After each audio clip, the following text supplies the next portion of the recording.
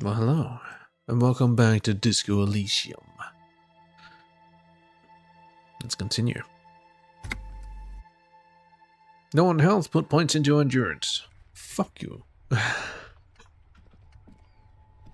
I never put points into endurance. Last time we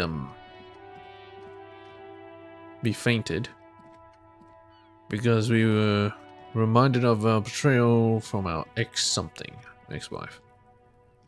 Hey, my dude. We're gonna talk?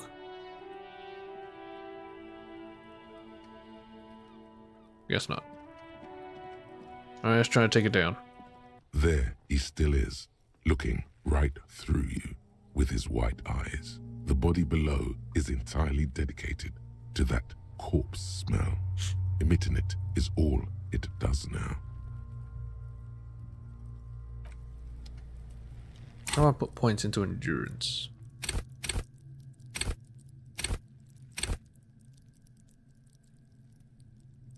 $70 out of 100.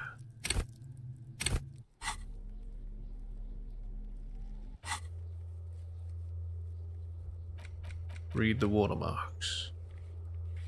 Oh, alright. Guess I can do that.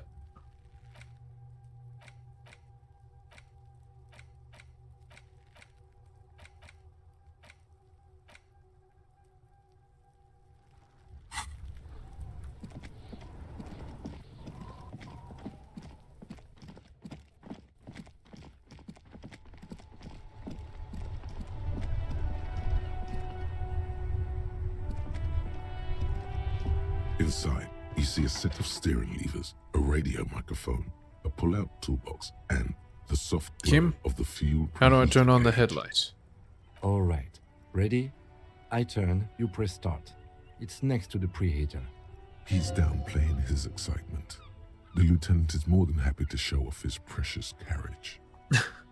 The dashboard lights up with orange glow. The race per minute gauge jumps, and the engine of the Caprice Canadian comes to life with a whiny growl, Man, that is loud. like a leopard waking from its sleep, yawning and roaring at the same time. Great. Press the button labeled headlights. The lights unfold with a little click, casting electrical light onto the ground before the vehicle. There you go. I'll turn them off from the remote once you're done.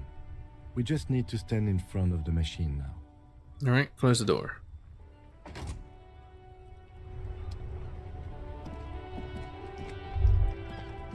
As you hold your ledger's clip under the headlamp, an iridescent hologram appears. A street grid and the veins of a great river. A familiar sensation washes over you. This is where my address is. There she is. Revachol West. There's a note of pride in the lieutenant's voice.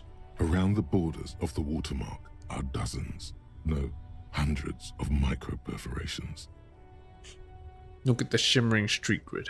Look at the perforations. There are many of them, and they are divided into 3 separate rows. Tally up the different rows. The first row has 18 dots. Not bad. What about the next one? Not bad for what? You don't even know what it means yet. The next is the longest. It runs all the way around the border, and then some. Count them individually. There are so many, it's hard to count. More than 150, at least. Maybe even 200. What about the last row? The last row has 3 perforations. 3? That's it? That's it. Hey Kim, what do all these holes mean? Point to the dots on the watermark. Those are perforations. They represent your record as an officer of the RCM. They are your statistics, as it were. I should have guessed you'd keep a record. Officers often do. Let's take a look. The first row represents your years of service. 18 years. Okay, not bad at all. What did you do before you volunteered? See, I said not bad. Wait, 18 years I've done this? Got drunk like a megastar. I walked the land telling horrors and lies of the end to come. There are 9,855 days remaining. Probably some boring office job. Same as everyone else? Like I just went around apologizing all the time. Do you really think I have any idea? Fair point. Let's move on, shall we? This next row, the one that wraps all the way around, is your number of closed cases. Closed is good. It means finished. You've got, let's see. Oh, more than 150, like 200. Wow, more than 200. Is that a lot? It's quite a lot, even for someone who's been on the force for nearly 2 decades. Usually, clearing more than 10 cases a year puts you in the 90th percentile of all RCM officers. 10 cases a year.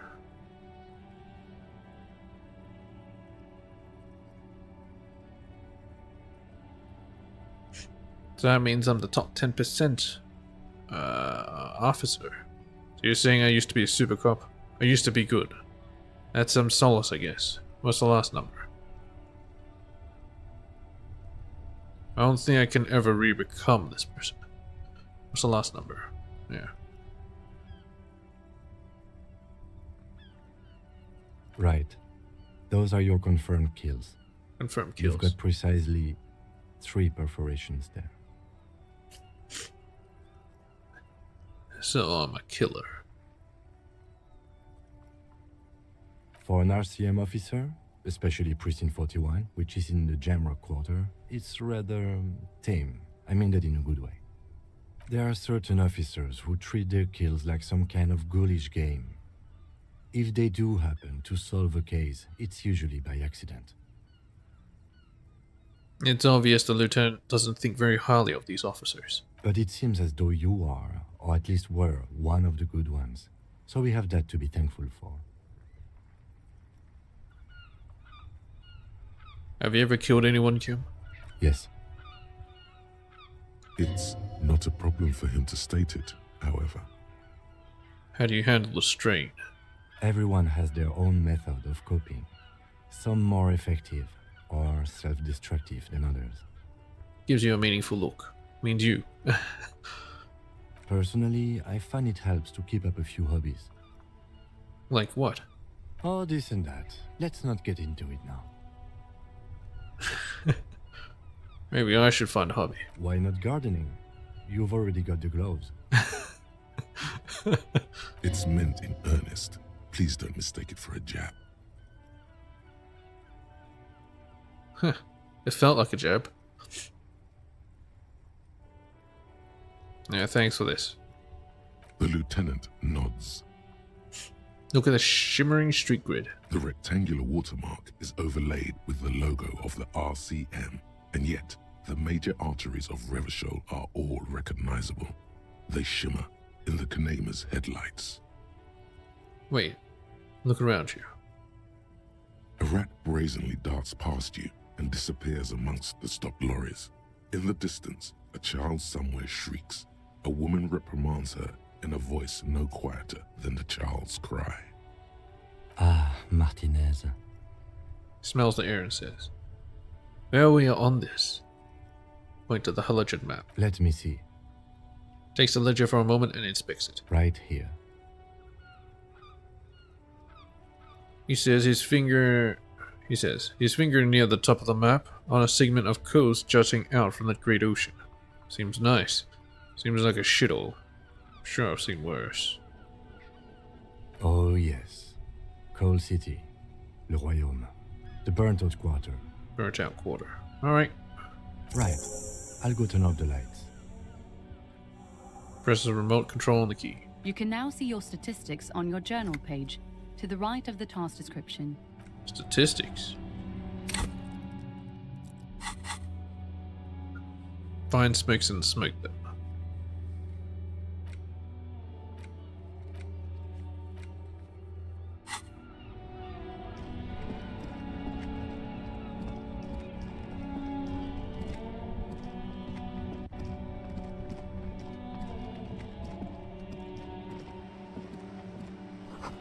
This book has a rose, a pistol, and a half-naked dame on its cover.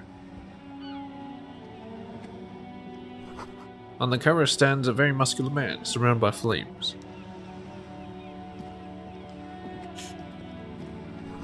This book is about pate. This book, you don't really understand what it's about, nor does it seem important. A book about the future. The government reads your mind using radio technology. A book about Boedero culture. It promotes freedom and roaming upstream. Hello, sir. Step right in. The store is open. Her nose is also red from the cold.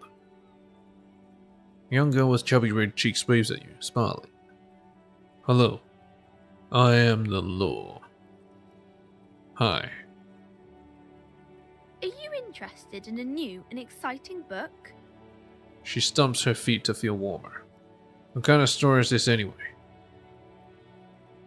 Is it okay if I ask you some questions? Not really. It's a bookstore, sir. We sell books, postcards, and some board games. It's called Crime, Romance, and Biographies of Famous People. Okay. Whoa, whoa, whoa, whoa. Hold your horses, little girl. Challenging failure. What is a book? What's a postcard? What's a board game? Don't be ridiculous, I know all these things. You're fooling nobody. Don't you sass me. I said I know all these things, I do, god dang it. Sir, are you okay? You've been standing here silently for a while now. What kind of store is this It's anyway? a bookstore, sir. Whoa, whoa, whoa, whoa. Hold your horses, little girl. Alright, what is a book? That is a book. They have stories inside them. It's like someone told you a story in a really long letter. Alright, what's a postcard? A postcard is a small cardboard picture. You can write a few words on the other side and send it to your friend or beloved. She is unfazed by your questions. She would consider it impolite to point out any perceived weirdness. What's a board game? Board games are like little games on a table, made to pass the time. There are several different ones, but sailors here mostly buy cards. Cards, huh? That's interesting to know. Interesting, My thanks. pleasure. Anything else you'd like to know? Is it okay if I ask you some questions? Okay, sir. I'll try to answer any questions you have. I hope they're about books. What is your name? My name is Annette, sir. My mum, her name is Plaisance. She owns the store. She's inside minding the register or organising the stock. The girl gazes at the window, then suddenly jolts, her eyes wide as if recalling something. Feel free to step in and browse our wares. And you're standing out here in the cold because... I'm signalling that the store is open. Otherwise, people might not know. They'd miss out on the crime, romance, and biographies of famous people. A sudden gush of wind turns the pages of the books on the counters. Your sign She would work covers just her as well. face, smiling. But she's cold. You're cold. Can I help in some way? Should have a word with the store owner, maybe. Such a good trooper you are. Already learning the value of hard work. Pat her head. I could help by brutally dismantling the free market. Yes, pat her in the head. Thank you, sir. I'm happy to help Mum out with the store. Shouldn't you be at school or something? I do my studies at home at the moment. I have to help Mum keep this place running. Isn't going to school more important than this? School is stupid. You're lucky not to be there. Where's school anyway? School? Well, mine is a big yellow building on Boogie Street, and the people there run it. They say it's a charity. Isn't going to a school more important than this? Mum says it's necessary to do both because it builds character. Mum says a proper worker is dutiful. That's how you get ahead in life. You succeed. There is stress and unease behind these words. She's reciting etiquette. Reciting etiquette. Mum says it's peachy. I She's a little see. afraid at first. There's talk about this house being cursed. She has rehearsed these lines. Is she putting on a show? Behind her, the window has been boarded up. You sense the boards creaking, twisting for a second. and some kind of doubt in her tense shoulders. Good to hear that's going well. I'm sure there's nothing to worry about. Cursed? In what way? Cursed in the way that makes them say that no business has ever really thrived here, sir. That they all go, She's looking for the right word. Bankrupt. Ass up. Say nothing. Ass up, yeah. I wouldn't really say it like that, but I guess so. I don't think curses are real. This sounds rather serious. I should probably look into this. Now your eyes and look through the creaking boards in the window. On the window. I actually wanna. We can go into the bookstore and ask about the case, but I don't see much more to look into here. The lieutenant makes a note in his notebook. Yes, please do look at our wares inside. The postcards and board games you asked about are also there, sir. What do you know about the other failed businesses? Nothing really, sir. Mum doesn't allow me to sneak around in the back rooms or the cellar. I don't really know what's there. How does this curse manifest itself? It does not manifest itself in any way. It does not exist. I liked it better when we were talking about whether it's appropriate to stand out in the freezing weather. But Kim, the plasmic manifestations. Fine, I'll show you. Anything else you wanted to talk about, sir? No such thing. The lieutenant stands at your side, stern and serious. Anything else you wanted to talk about, sir? Enough about the curse for now. Maybe I can tell you about some of our books instead. Annette looks at your shaved, prickly chin. It distinctly contrasts with the oily mutton chops that surround it. Maybe... Oh yeah. What is this crime business? Crime fiction is about murders or burglaries or things like that, and the work of a policeman or a private detective who's trying to solve a crime and catch the criminals. Wait, not crime fiction. I need to know what crime is. Why would anyone want to read about crime? Okay, I get it. Crime, murder gets the people going. She doesn't know what to say. It's that bad. Point to your head. Crime is what we were solving before this conversation began.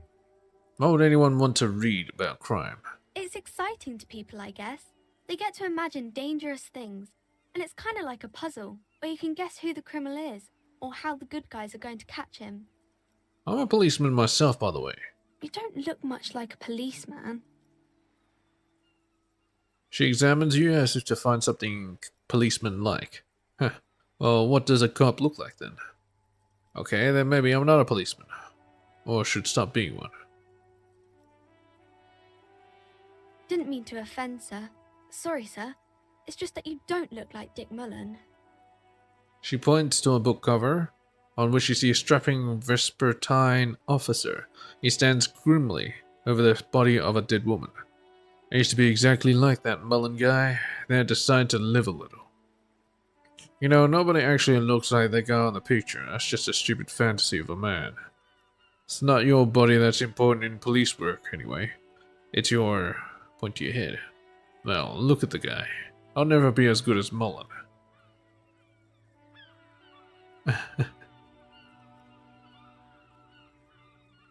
Head, yes. No, I meant your mind. But that's like the same thing. Trying to solve this puzzle. In the eyes of a kid, maybe. The difference between me and Mullen is vast. He's nothing. There's the mind, and there's the mind. If you catch my drift. Yeah, that's confused this child. Not really, sir. See, that's what reading those fake Mullen books gets you. Now you're dealing with a real cop. Yes, sir. He's just a fictional character. I understand. He's no match for you. Ego boost. Maybe you can show me some real police work, sir. Like in the books. Challenging. Oh, I can actually do it. Anxious body language. So she's called afraid of the curse. Let's do it. 83%. We can do it. You fail to deduce anything substantial. She waits intently. I'm a detective. I deduce that you Or a girl. I'm a detective. I deduce that you are very small. Actually, I'm sorry. I can't deduce anything. It's okay, sir. You disappointed a small child. Well done, champ.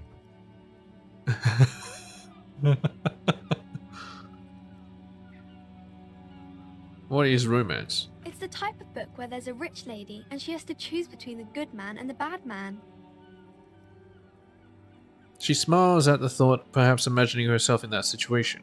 Or there could be a story about a poor lady getting a rich man. It's about man and lady business, sir. What about a poor man getting a rich lady? It happens, but usually the guy gets rich in the process. Or should actually be rich himself, but has lost his family property unjustly, like during the revolution or something. I see. Those are unhappy books, for most of the pages. People sad about what they have lost, but then it all turns out just fine in the end. What about when both of the men are bad? These are not very common. You can't have a choice between bad and bad. Nobody wants to read a story like that. What if it's written really well? Well, maybe then it's fine. Maybe if the lady then decides not to pick either, because she doesn't need a bad man. Yes, that would be interesting. What about when everyone is poor? That's really not a proper romance story. That's more like everyday life. That's just real life. Sometimes you have to write about real life things. Yeah, poor people are boring. Not in romance books, sir. These are about nice and pretty people, and everyone is happy in the end. What about a book where the man and lady business doesn't work out at all? I haven't read many of those. Maybe you should ask Mum. Yeah, you think she has one about an excruciatingly painful breakup? I don't think it's a romance story if the main characters break up, though. No. Think about it. One where they plunge into a torrid spiral of pain and reclamation. Only it's really long and drawn out. Scarred for life. Phantom limb. No, I don't know. She looks at you with puzzlement.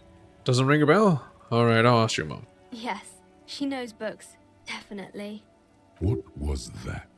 An idea for an unfinished novel stuck somewhere in your forebrain? That's just my life. Later, when you get the chance, you should address these issues by getting drunk. That'll show them. Alright, that's enough romance for me. I have other questions. Maybe some about other books? Who are these famous people? Oh, kings and queens and generals of old, or artists and writers, or musicians, those kinds of people. There's usually something extraordinary about them. She scratches her cold red cheek, then continues. I think that's why people read them, to find the secrets of their fame. Seems like most people who read those books fail to get more famous from reading them. Reading those doesn't make the readers more famous, does it? Right, I had a different question in mind.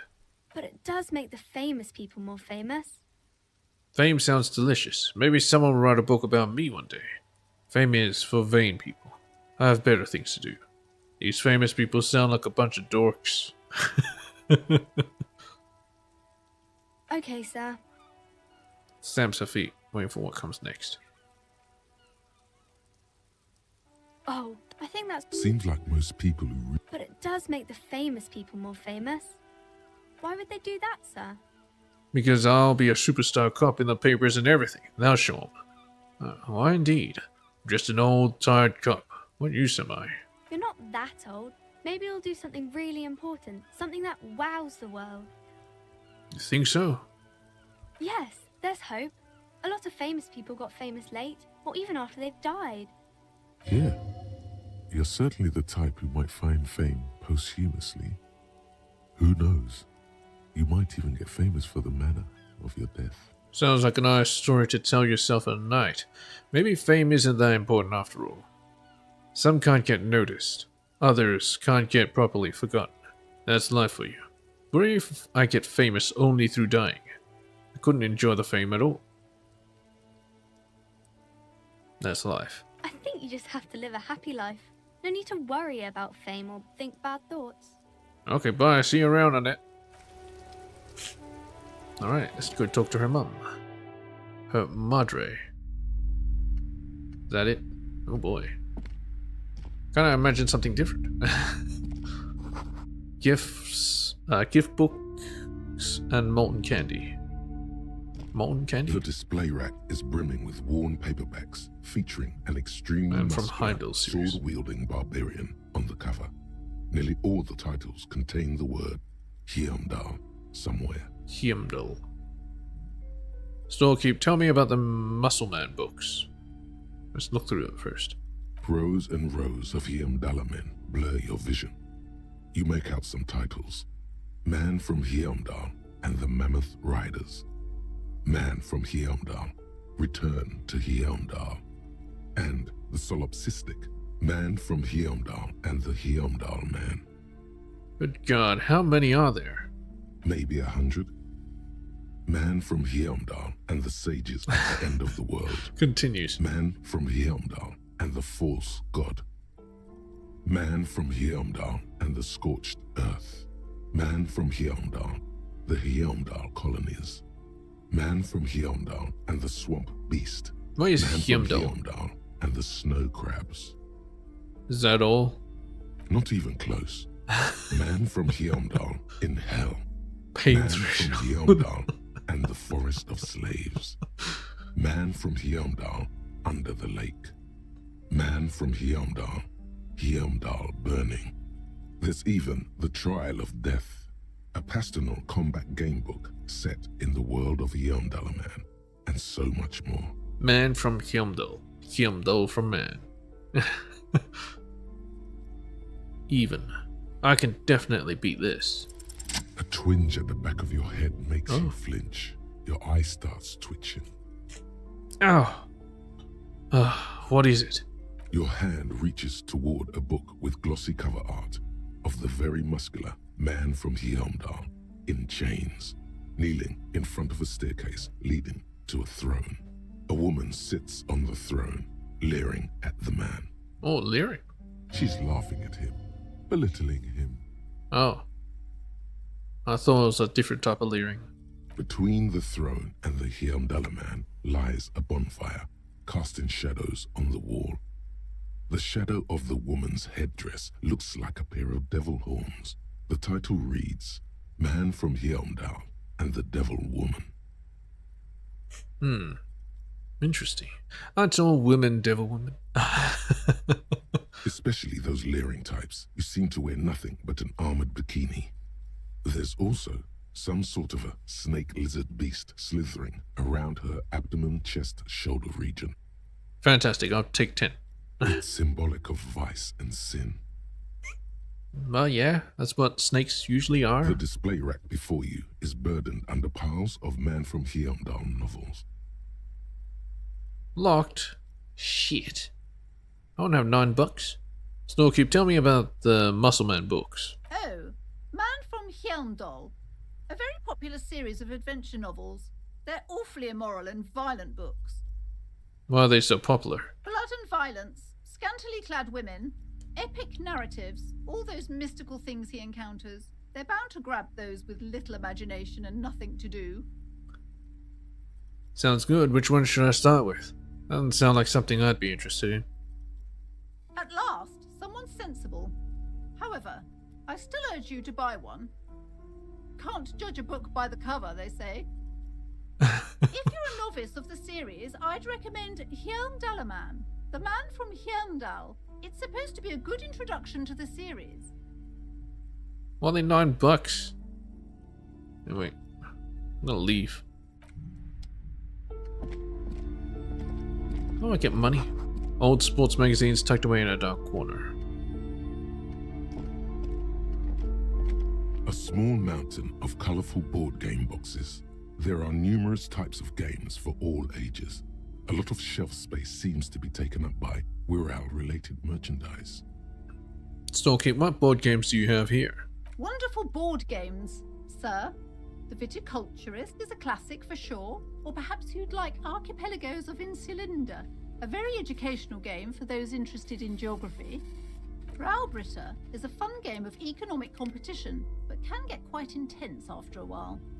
We have games for the whole family. You can play with your children. Don't have any children. Who are you going to play board games with? Do you have friends or family? Well, I have children, a family, do I have friends? Look at the lieutenant. Not critical, heal yourself now. It certainly feels like whatever you are will die with you. Look at me, who'd want to have children with me? I don't feel as if I have any kids. Yes, kids, friends, chicks, I have all those. Friends are technically like family. For playing with friends, I'd recommend Suzerainty. It's a civilization building game where you build a civilization, then set off to brutally colonize and repress other civilizations. It'll cost 12 real. So what about all these real things? Rural things? Lousy auras there. No, role-playing games are popular among those types. You know, who are into those kind of things. Personally, I don't like it. Not at all. I've heard they turn people into occult enthusiasts. That they have rituals where they try to summon entities. Entities? Highly immoral stuff. You can still buy them, though. She looks at the table, crossing her arms. Look through the pile of rural-related items. An endless variety of source books, law books, and codices litter the table. This The D&D. topmost book is titled Welkin Compendium, Welcome. second Wait a minute. edition. The Welcome. There's also a large hardbound tome with intricate cover art, The Hunters of Katawak, Boreal Creature Compendium, Boreal. and a Pick Your Path adventure game book titled Tales of Wirral, Cavern of Velkrag. Doesn't sound that bad. Books in a board game section? Who wants to read books? Maybe I'm not into all this binocular stuff. Anything that really catches my eye? There's a box that says Wirral, 3rd edition mega setting supplements module. The side panel notes a fantastique adventure board game, new maps and miniatures. A sticker on it displays 25 real. Why do I want these? Why would I ever want those? The book collects the national recipes of Ada. They are all about lake trout.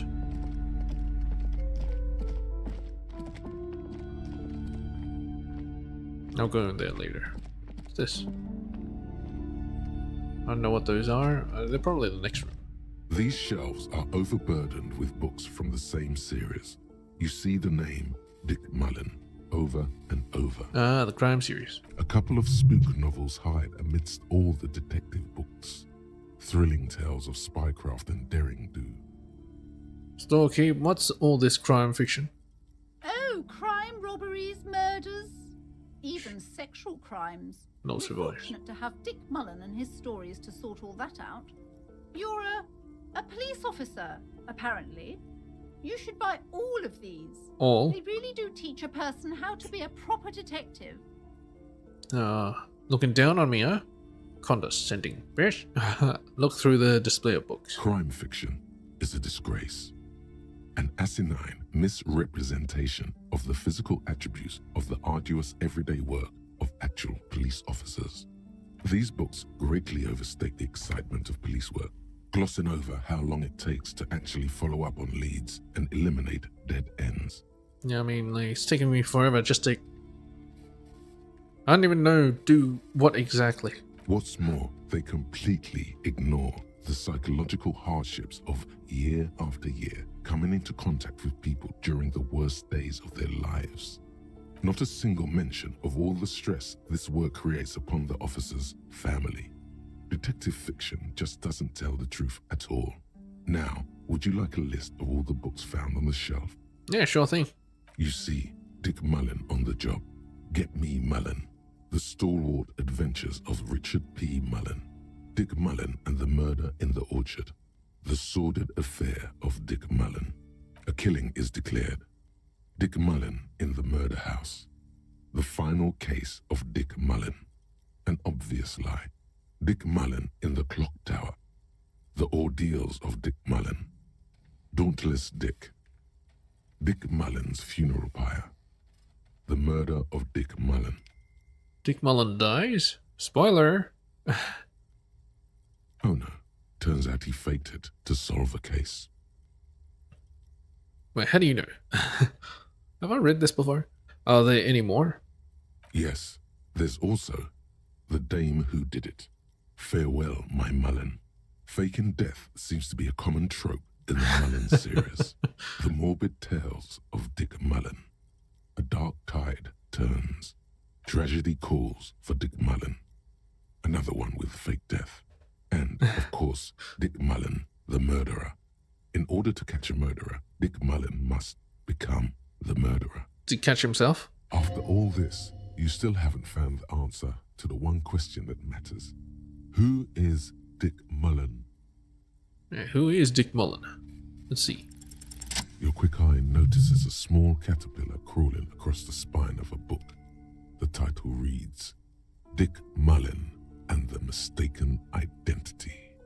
What do we have here? Mistaken Identity. A worn paperback from Dick Mullen's classic hard-boiled phase. The premise seems to be that Dick Mullen is framed for the murder of his best friend and has just a few days to prove his innocence. Why does this speak to me? Could it be the motifs of unstable identities and shocking betrayals? That's probably right. I'm a complicated guy full of contradictions. Now, it's gonna be something else. Then this is the book for you.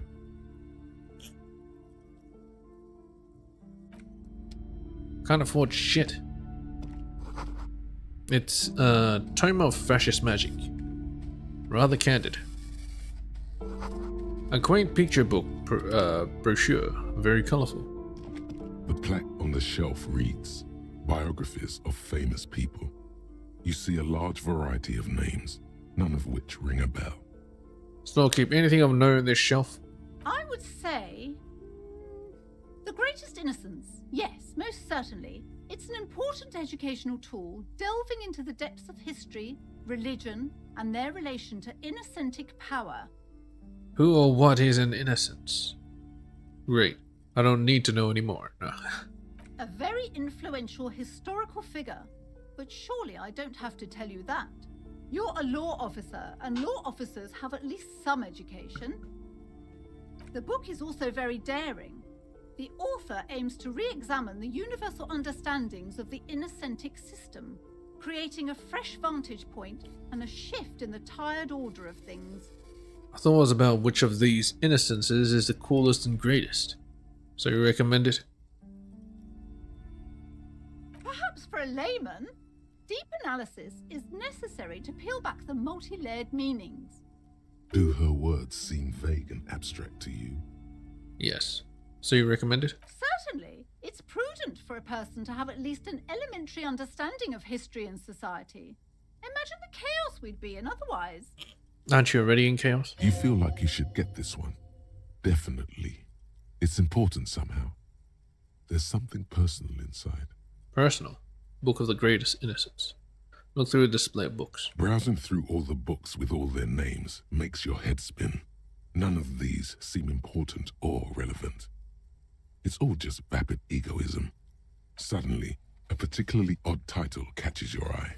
It reads, High Speed Love, the tragic true love story of Jacob Irv and Alfie Delatraz, by one Cecilia Averbrook. Alfie? What's it about? High Speed Love chronicles the romance between two of the finest tip-top tourney racers in history. One of them is the madcap driver, Jacob Irv. His blonde mane graces the cover. Next to Irv's life story, you see a slim biography of an Occidental rock star called the Occidental? Anti-Star. He's famous for shooting morphine into one of his eyeballs and cocaine into the other. What the fuck? Next to that, Rivasholian radio personality Guillaume Bevy stands in front of a rundown drug den. He's a permanent fixture on Channel 8, reporting on real-life crime and ruining cops' days. Ruining cops' days? Well then I guess I hate this guy. I really must insist you buy one of the books. Reading them is not for free.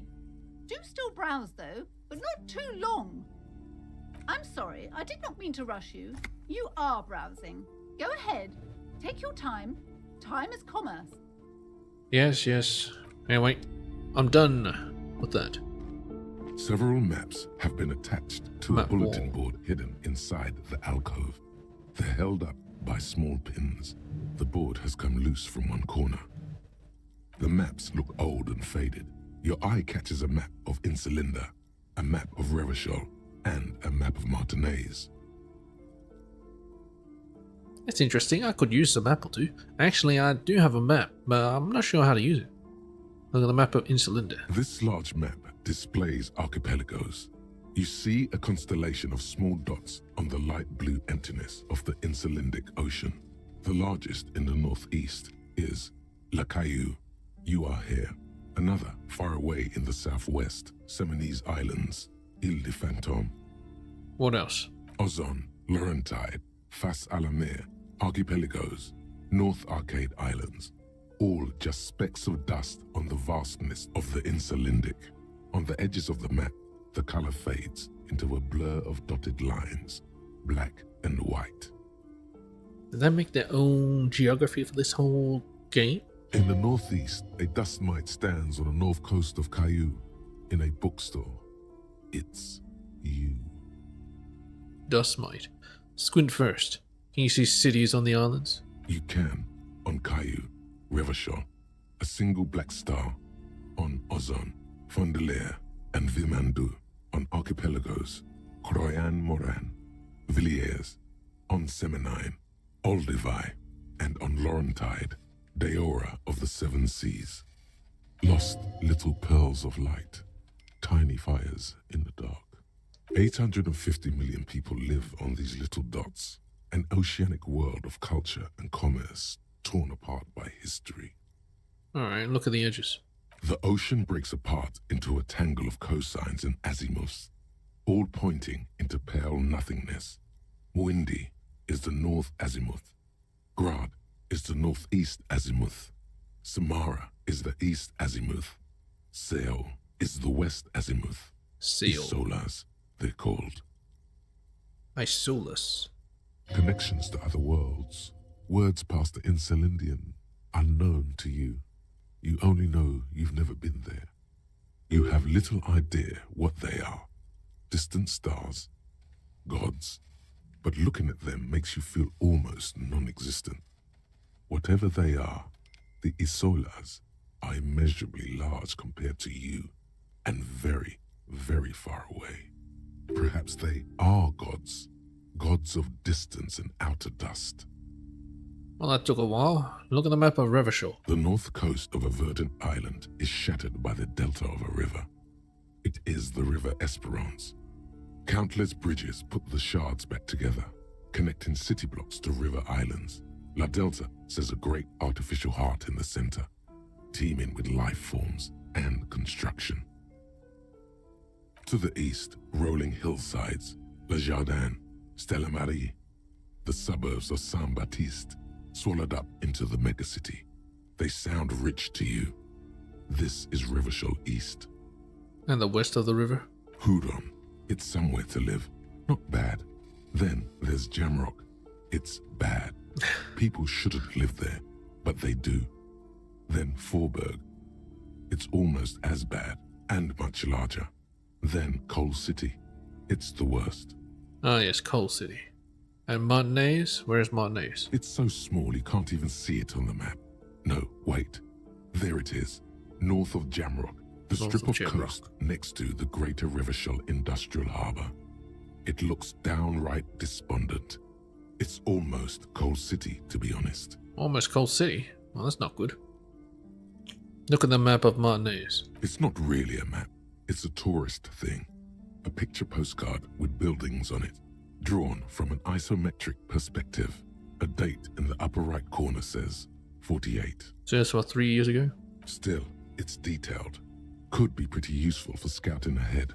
You see the jagged boxes of an industrial harbour, even the whirling in rags there. That's useful. So, okay, can I buy these maps? I'm sorry, officer. The map of Martinez is the only one available. It's The the other only one two I are want. not for sale anymore. And besides, you could scarcely afford them. They're quite valuable, though they might not look it. The map of Martinez is 90 cents, though. Why is the one of Martinez so cheap? That old thing? It's an out-of-date map of a tourist location that never was nor came to be. From when some design studio people tried to spruce the place up 4 or 5 years ago. They also renovated the horse statue, set up those coin-operated viewers, and designed the new street lamps. What happened then? They didn't get that far, for some reason. A shame the project never got going. Would be nice if someone fixed Martinez up. All these ruins are bad for business. 90 cents. I don't have 90 cents. Still instant. Ooh. Let's try that. Slowly, you move your hand toward shit. the map attached to the board. Before you even reach the map, you're interrupted. Perhaps not. It's against RCM policy to defraud small business owners. Okay.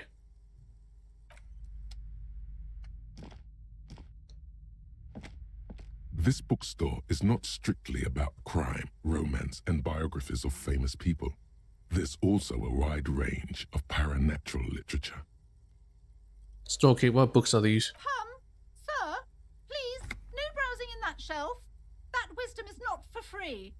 What? I can't have you end up, like, opening a police store next door and stealing my customers. Oh no! Is she being sarcastic? Look through the shelf. Amidst the various books, you find one written by someone named Matthias W. Dundas. It's about wholeness, Who Dundas? unity, balance. The point of the book, and many others on this shelf, is to give people medicinal advice in situations where they don't have access to paid health services. How does that work? It serves platitudes, while also telling everyone that traditional medicine, the kind people don't have access to and which costs more than this book, is garbage and would only give you cancer anyway, without even curing your cold or anything. Okay. Wholeness, unity, balance, on the other hand, can basically take care of anything. Though it is important to note, when it's up to your mind to heal yourself, then it's because of your mind that you're ill in the first place. Yes, indeed. Does the book say anything else? The book features chapters on topics It's all on such the as mind. how to find magnesium.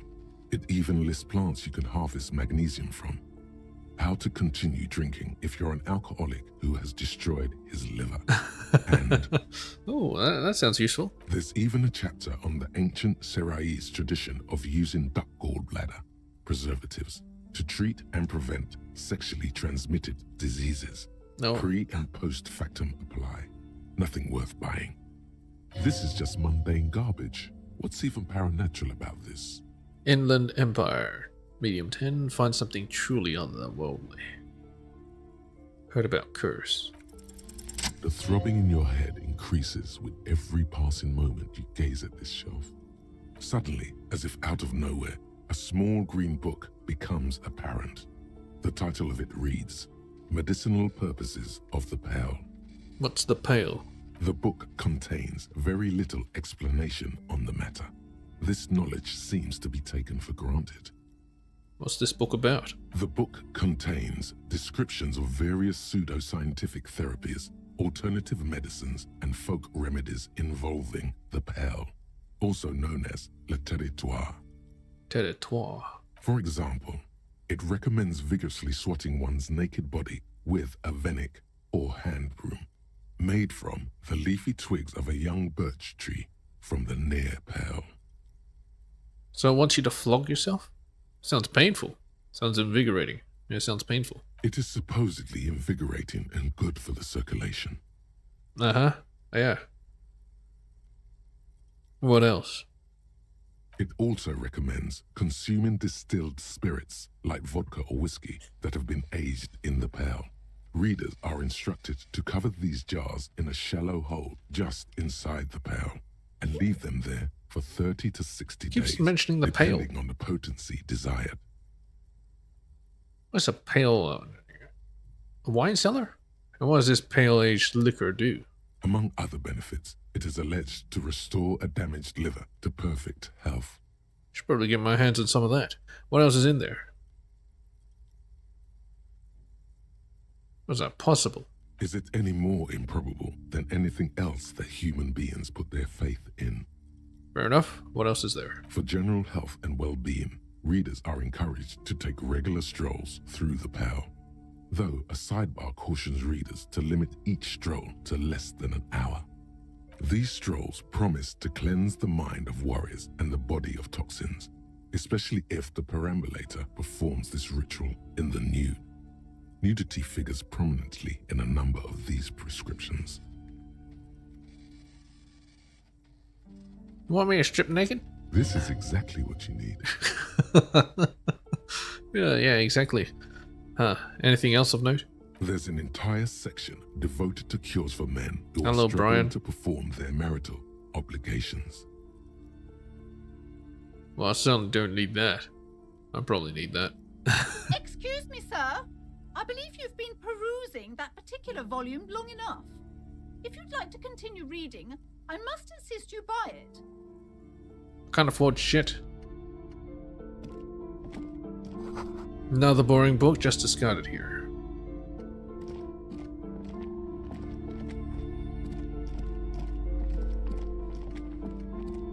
Alright, let's talk to you. Welcome to Crime, Romance, and Biographies of Famous People. My name is Plaisance. The clerk extends a greeting. Be welcome, and please take responsibility for the energy you bring into this space. For the energy? Before we go on, you seem to be well off enough. Can you give us some money? I feel there won't be an opportune moment to ask later.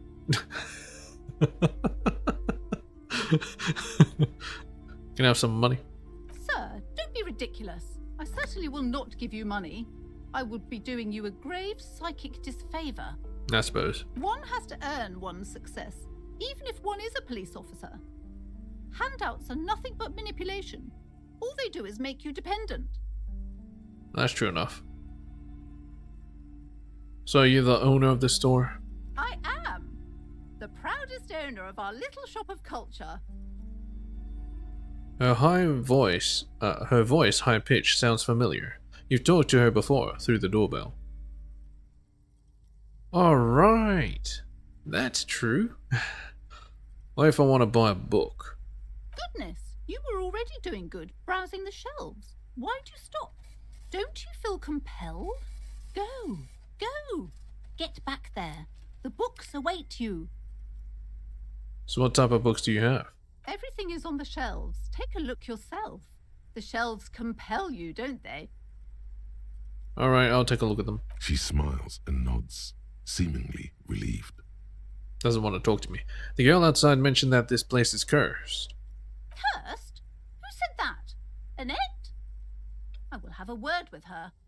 This place is not cursed. It has a robustly magnetic energy. Magnetic? Good for commercial activity.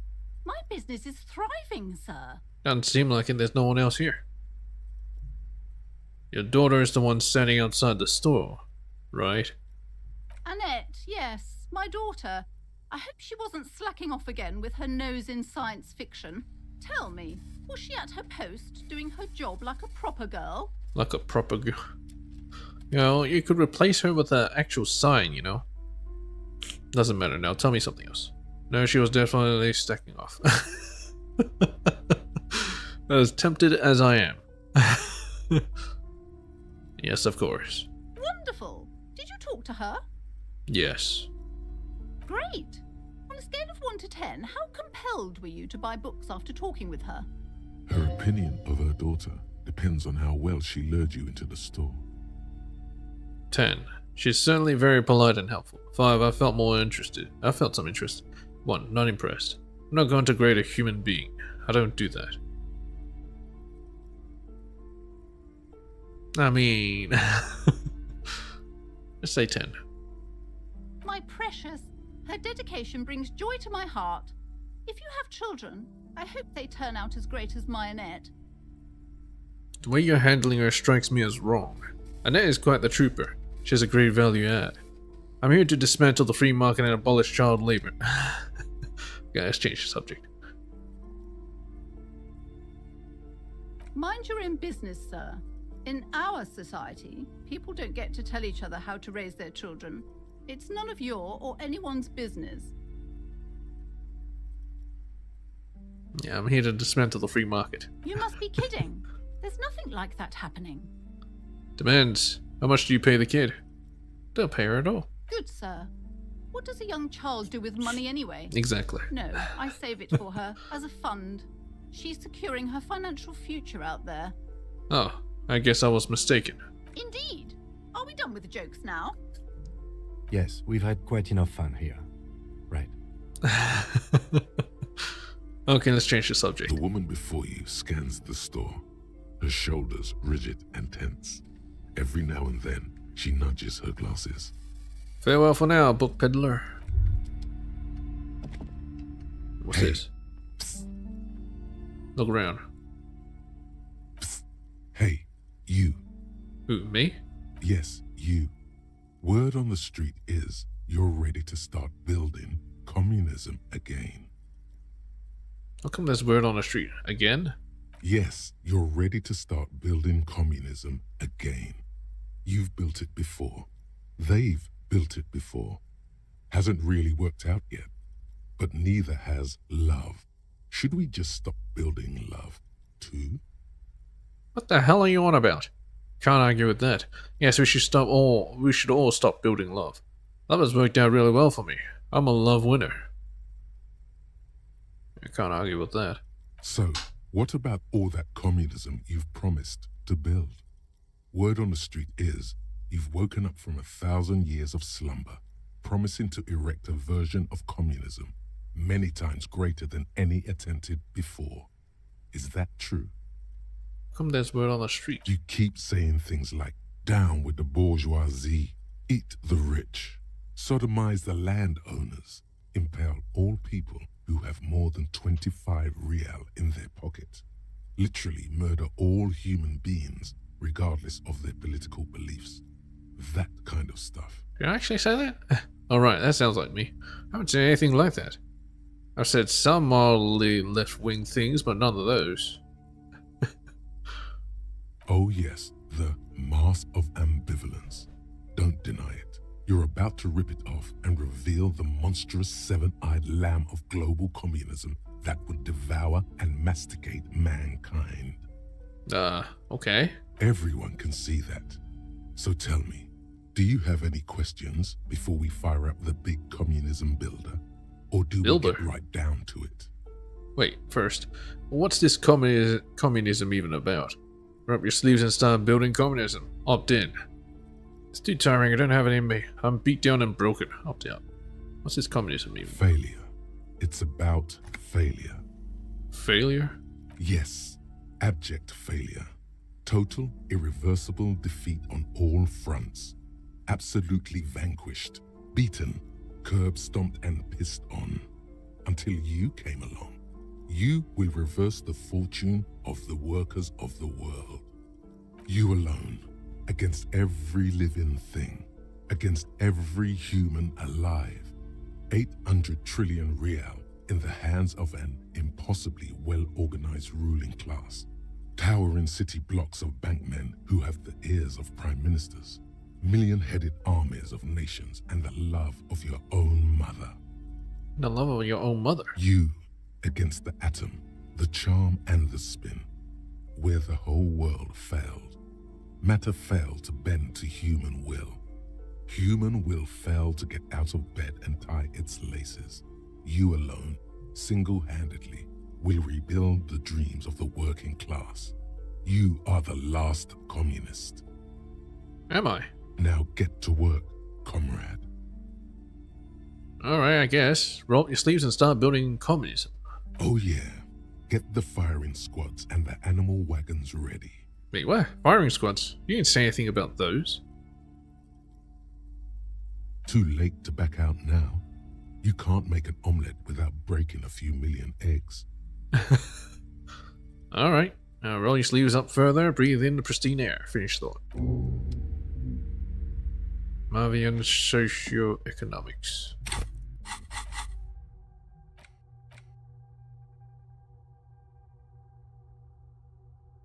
-2 visual calculus looks like reaction. Research time 3 hours and 10 minutes. People think communism was some crazy idea that had its comeuppance 40 years ago, a fever that shook the world, never to return again. They were right until he woke up today, a spiritual course responsive. Red prostitutes, grass, Marzal for him, criminals are still a thing. He also handily raised the commune of O2 from the oceanic trench where it had been resting, covered in ghosts and seaweed. He's a big communism builder. Come witness his attempt to rebuild communism in the year 51. Alright. Known some way home. Let's rewind. Let's trace your drunken step back home. Jump across the raised channel bridge southwest of here. Fall over, get up. After us falling in 20 minutes, reshuffle your feet through the courtyard, scaring little children. Go under the great raised murder tract, the 881, until you reach Le Domaine M&A in North Jamrock. The streets are frozen in this time of year, caked with ice. Walk down Main to Perdition. There's a side alley and there's footprints in the mud. What? No, wait. Go back. Those? Nope. There. Volumetric shit. Your shit is apart and it's rather unbecoming of a cup a human being. It's supposed to be the opposite of that. Together, compressed in a small area. To achieve a solid level of shit compression, squeeze your butt cheeks together for 30 minutes. Do something similar with the two hemispheres of your brain. Talk to people. Maybe that will help. Alright. White morning. You see yourself from above. You pass down the blue tiles of the hostel room floor. Even from this distance you can see your eyelids flutter. At the mention of what? A great white object letting out sweet smell like a lily of the valley. The little man's forgotten his name and he still remembers the feeling. And look, he moves. The feeling animates him. He instinctively reaches out for the feeling's best friend. A bowl of Commodore Red. Puts on his disco clothes and gets smaller and smaller. Alright. Whatever. I'll do it for all of them. I'm not sure if there's like a... I don't know, if there's a consequence for doing something that you shouldn't. You see a set of tattered curtains blocking the way to another Counted room. an error. A strange cage-like trinket dangles from the curtains. Alright. Excuse me, officer. The back room is strictly for employees only. Shopkeeper, what's behind the curtains? Nothing. Now please go back to browsing the books. Don't you feel compelled to look at the books? She keeps The fiddling books with are her all you pendant. care about. She speaks almost as if she's trying to put a spell on you, urging you to buy more books. Oh, it's capitalism. Oddly enough, the more she tries to draw you away from the curtains, the more alluring they become. They were very alluring. Examine the strange cage-like trinket.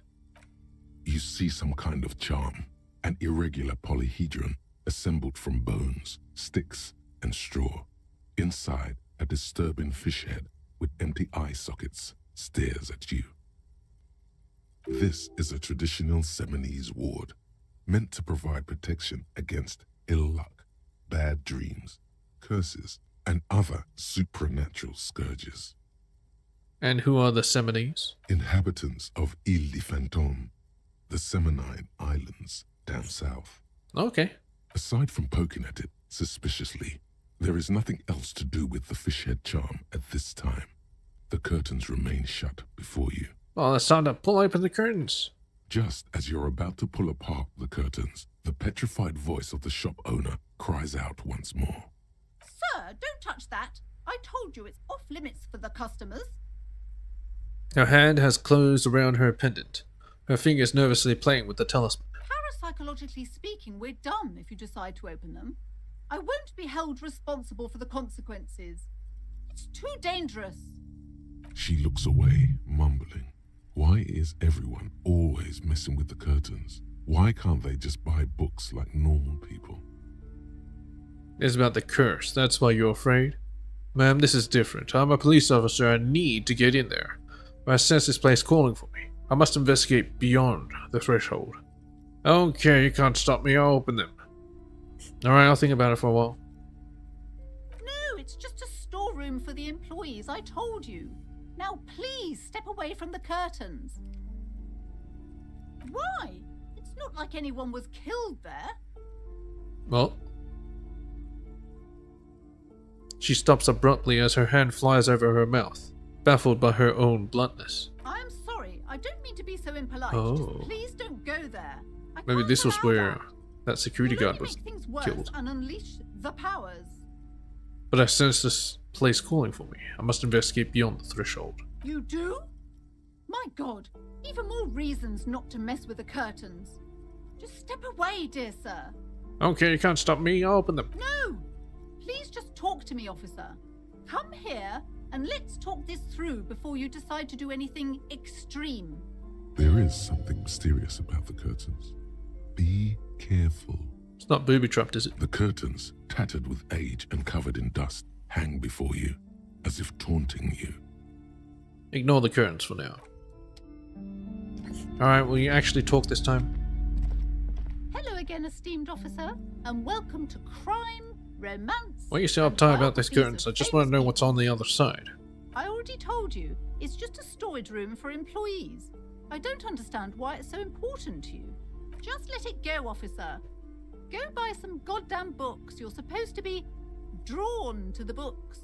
If it's just a storage room, then why does it have a Seminese ward protecting it? If it's just a storage room, then it wouldn't hurt if I just peeked inside. It's not like it's cursed, right?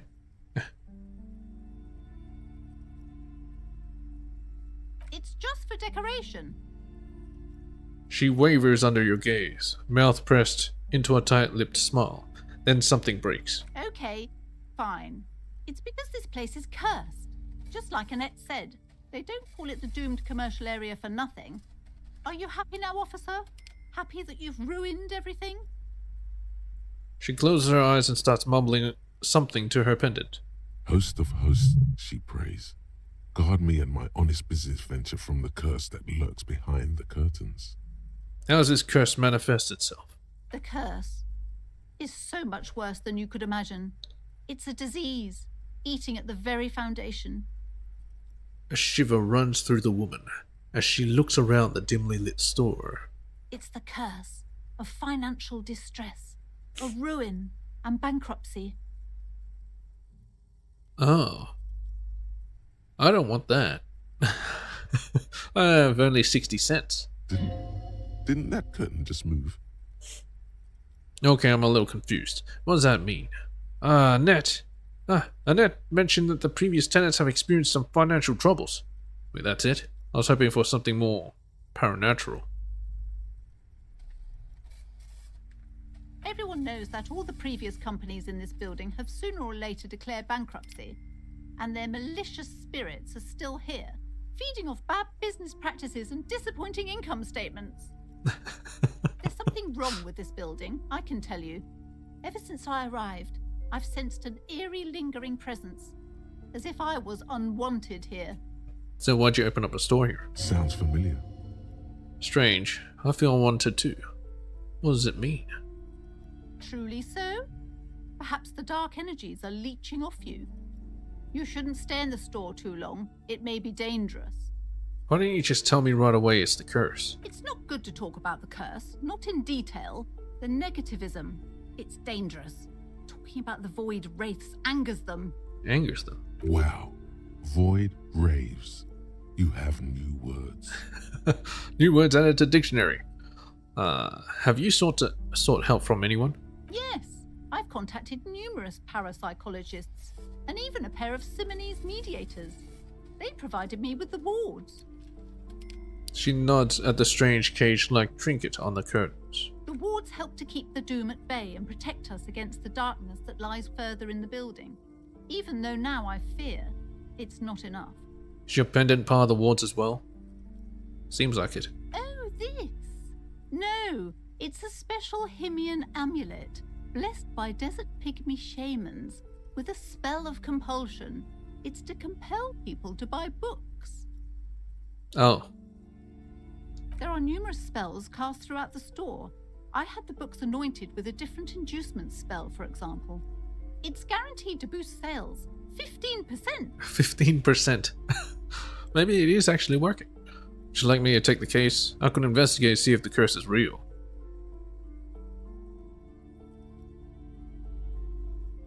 Most certainly not.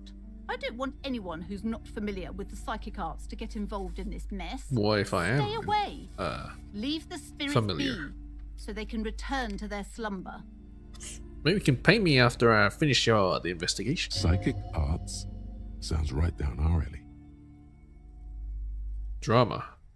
Gave smart-ass parenting advice. Sounds great. Time to fire up the old lie machine. Ma'am, do you know me? Do you know how me and my partner are known to our colleagues back at the station? No. Cross her The arms. lieutenant looks at you, waiting to see where this is going. You've got this. Just go with it. This is elegant. Crime Bros, not Kim. We're called Crime Bros, my partner and I. Wait, that's it? I don't want to say that. Stop being such a fussy prude. You can't convince her without lies. Okay, I guess I'll give it a try. Crime Bros. We're called Crime Bros, my partner and I. You're called what? What is this, a joke, Mr. Policeman? Do you commit crimes together or what? No, we solve crimes together. He turns away, not before you can see a small hint of a smile. He's struggling to not crack up. Sorry, this came out wrong again. No, not like this. We're called Crime Bros because we like to solve crimes as brothers in arms. Sir, I really don't have time for your jokes. The situation is very serious. I have a few more questions about the curse. Okay, but please, only a few questions. You wouldn't want to disturb the spirits. Never mind, I had The other woman questions. before you scans the store. Her shoulders. Alright, I'm out of here. Okay, pointing drum. Oh my god, there's so many. I need so much shit. The book appears to be erotica, but without actual erotica. Okay, so it's useless. This corner operator view has been banged up. Inoperable.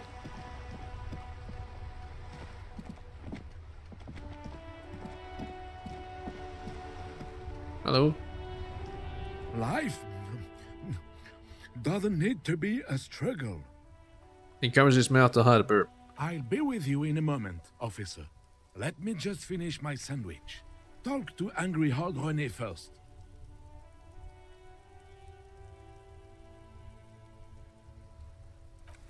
Angry Renee. And the frames in this part are actually terrible. So the wind is, yes, perfect. Angriest man I know, Renee. Wait, is this where the car went? The spirited chirps and clicks of swallows fill the air. Have you no shame? Whining about your back every time you bring out the measuring tape. René, you're a man with a fork in a world of soup. Please, let's just try to enjoy the game, alright? The one, this one's still chewing on his sandwich. I'm trying to, but you keep breaking my concentration. You're old. I can see that. We're both old. Now stop grabbing your ass like it's a girl.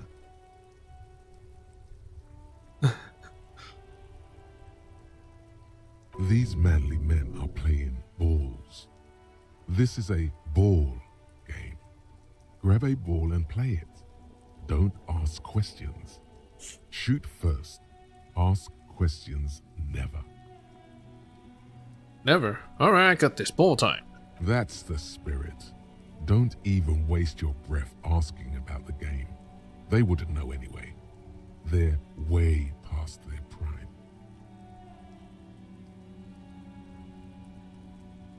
Better observe them first. See? Your munching and complaining have ruined my concentration.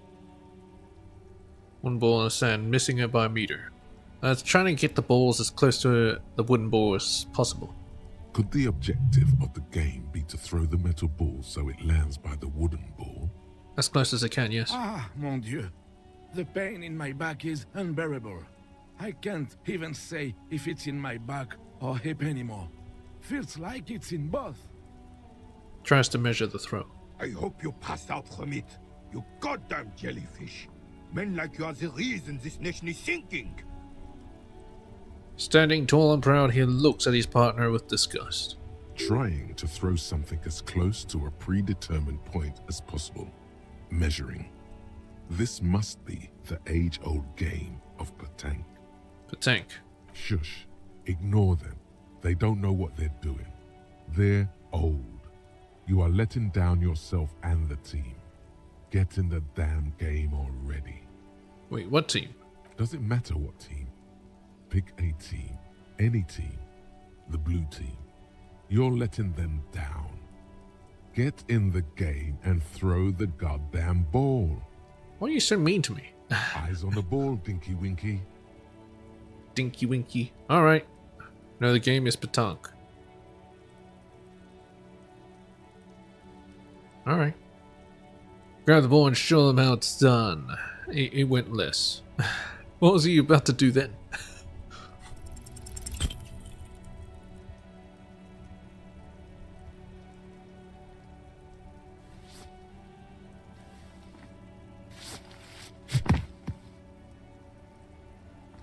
This felt wrong. Wrong like touching your sister's breast. Through your sister's breast. What? Mon Dieu! Good job, officer. That was an excellent throw. No, it didn't look like it. There are no two more harmful words an athlete can hear than good job. And this was downright embarrassing. Hold on, why did it feel so wrong? The throw was terrible and you know it. No need to mock me. Thought something is way more spectacular would happen. Why did it feel so wrong? Your muscle memory knew what to do and went for it. But there were gaps. There were gaps? It felt like you were going for a thrust or a lunge. There was definitely gonna be jumping. Maybe you scored a point, but this is a fiasco. What are you talking about? You just executed a pretty much perfect petanque throw. Stone is full of admiration. How are you ever going to get the officer's shit off your nose, Gaston? Or even climb out of his ass? He shakes his head in extreme disdain. Perfect throw, but still feel defeated. That's how Johnny ball game is. It's extraordinary. It's extraordinary. I was going for something cool, but I screwed up, like always. The man in the uniform says nothing. His gaze is fixed on the horizon. His merry partner is staring at the ground like he's trying to see right through to the other side. The lieutenant is looking at you. His face is expressionless. As always. Everything has gone very quiet. It seems as even the waves have ceased their crashing against the promenade. It feels heavy. Do you know anything about the man hanged at the backyard of Whirling in Rags? Unfortunately, I don't. Unlike most of the locals, I have no qualms about assisting law enforcement. But this affair has passed me by completely. And most of the locals? In Martinez, the union is the law. So can you really blame them? But you don't have a problem with cops? Cop is a pejorative term. I don't have a problem with policemen. On the contrary, I admire the effort to bring order to our streets. So again, you don't know anything? If I knew, I would not be afraid to tell you. I simply don't. I'm an old man, not a coward. The daily business of the riffraff no longer concerns me. This is a man with a lot of past, but little present, and almost no future. Alright, be right back.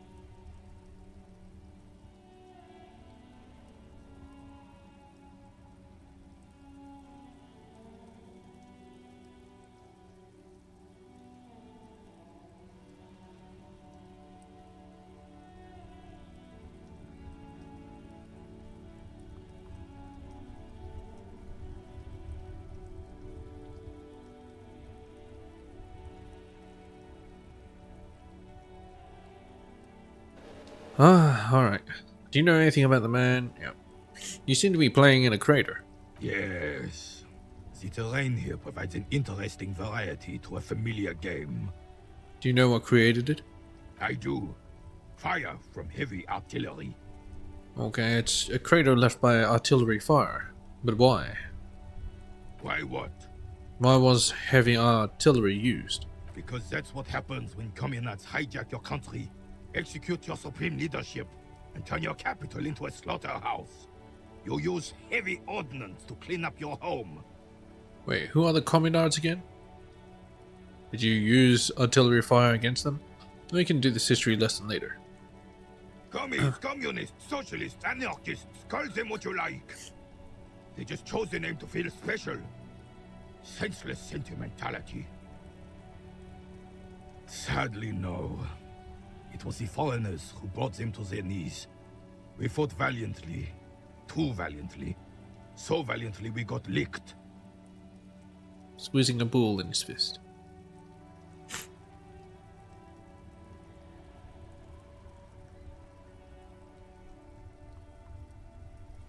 Too valiantly. Should have fought dirty, like they did with their suicide sex cult propaganda and mad anarchist women strapped to shrapnel bombs. We didn't though, and we lacked caliber. God bless him, but the suzerain's cannons simply weren't big enough. Why shell them here in Martinez? They should have chosen a place away from people and buildings. I understand, I'd bomb this place too. Because this place is a damn beachhead. Had to soften the commies up first. The beachhead? Yes. The military coordinated amphibious landing to take back Revachol. Martinez was used as one of the 3 footholds in Revachol during Operation Deathblow in 08. The other 2 are off in Stella Maris and the Delta. Deathblow. Sounds grim.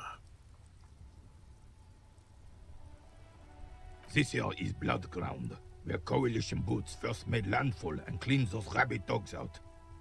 Most likely, we're playing pétanque on their mangled corpses. Blood ground. You got old René going there. Like he isn't hungry enough already. Hold on, the coalition? Don't get me wrong, officer. I hate those foreign dogs, but the enemy of my enemy and all that. They're the lesser evil. Is that why everything is so bombed out? Damn right, son. They laid the fire of hell on the city before they stormed it. And it worked, too. There's a strange gleam in his eyes. The rest of the city got cleaned up, but Martinez they keep as a monument. And now the Union Socialists are practically running the place. Well, it's your own damn fault. You, we, the coalition, Revachol, whoever you want to blame, never finished the job. Officially, the party never surrendered. Of course, they still all influence. So they still have the socialist unions. You don't even begin to truly understand the players at the table, let alone the specific circumstances surrounding the... What do you think? What do I think? Thinking men have opinions on these things. Present one. That's how it should be. Soft socialists paving the way for the hard working class to take over. Foreign powers cleaned up our mess, and now they rule us. Shake your head in shame. This coalition seems quite capable, actually. Commies just don't understand how money works. Nothing. I don't think. I just do. Yeah, this is very shameful. Foreign powers taking over. I'm sorry it had to be them. After 8 years of fighting those hyenas, boiling cats for food and drinking piss in the mountains, I would have preferred if the Right Honorable King Guillaume returned through Revachol, or even if that damn clan Frisel had risen from the grave and led us. Sadly, that was not the case. This royal failure weighs heavily on him. Instead, all that is just, holy, and beautiful in the world was wiped away, and now it's neon signs with toothpaste ads everywhere. Foreign influence peddling garbage and stupid music on the radio. This is just what the commies wanted. This was their plan all along. This is what they wanted to replace the role of the suzerain with. Who was this Frizzle? Damn Frissel. He was Frissel. the king we couldn't protect. The Carabineers failed him, and the clown. He died in the hands of the Hyperlay, in a very public execution. Oh, public execution. Kind of like France did, the revolution. He slouches as he says that. It makes him smaller, admitting they left the king to the mob. You mentioned Guillaume? A true king in both blood and mind, led Revachol before Frissel. He would have been better, but the damn commies drove him into exile. What exactly is a suzerain? The suzerain is the king! Has everyone forgotten already? They forgotten already. I'm not actually from here. It's no use talking to you. You were still in Daddy's balls when it happened. When we took our last stand against the filth and rode the cavalry straight into gunfire. Legendary. What is it about this old soldier that makes him stand so proud? All you observe is a veteran refusing to let go of the past and his old uniform. This is not uncommon. That's true. This is the uniform of the Royal Carabineers in service of Frissel I, Guillaume le Lion, and the valiant King Philip V before him. Don't you mean Frissel the Fan? Frizzle the Fun. You do not speak his name, Craven, although he was a clown. But he was our clown, ours to ridicule and to mourn. There's something you missed. You will get to it. Don't worry. Alright, thank you for your time. Leave. Volumetric ship compressor. Bizarre scientific news from Revachol West today, where a police officer's shit has been observed at a pressure of around 495 gigadecimals. These metallic hydrogen levels of shit togetherness were thought to exist only at the center of collapsing stars, not law official. It remains to be seen how long the shit singularity lasts. Shit. All endurance might checks unlocked. Learning cap for endurance raised to 4. Nice.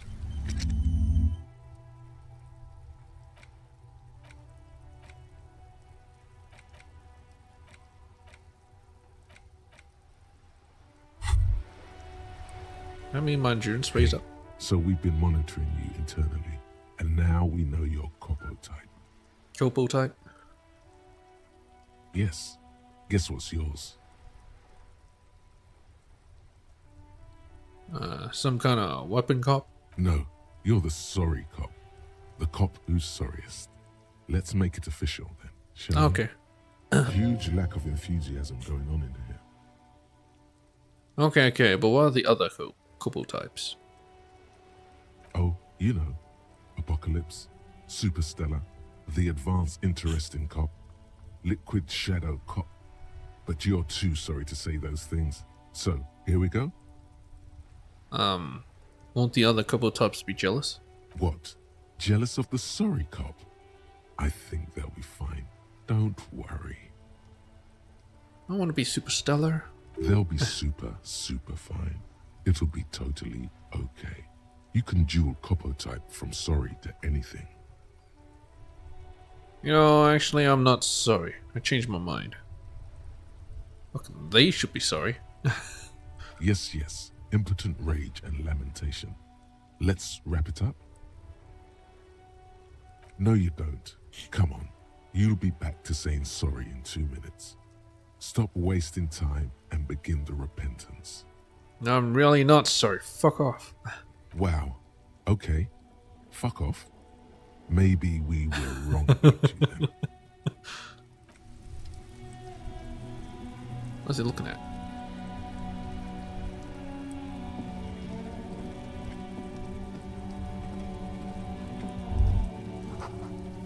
Enormous bulls worthy of a real man.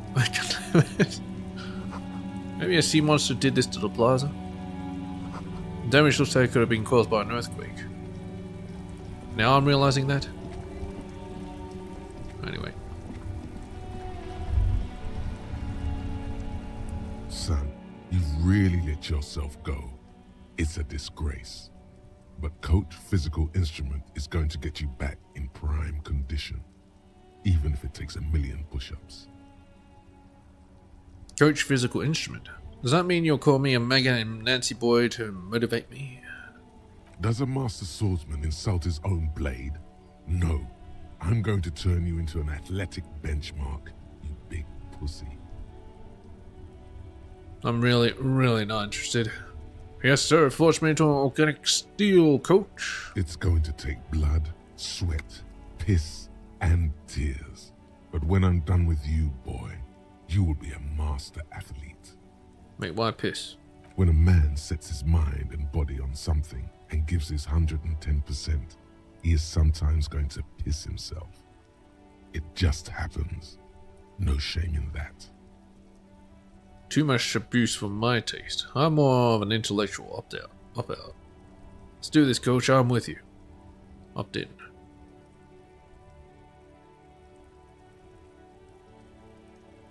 Behold, world. Here walks a sportsman, hands choked and hair kept back with a bandana. The Homo Athleticus. Homo Athleticus. Coach Physical Instrument. Well, I can't really equip it, so... yeah. Whatever. What's this? Time tracks leading to the roof. The slush and rain almost washed them off.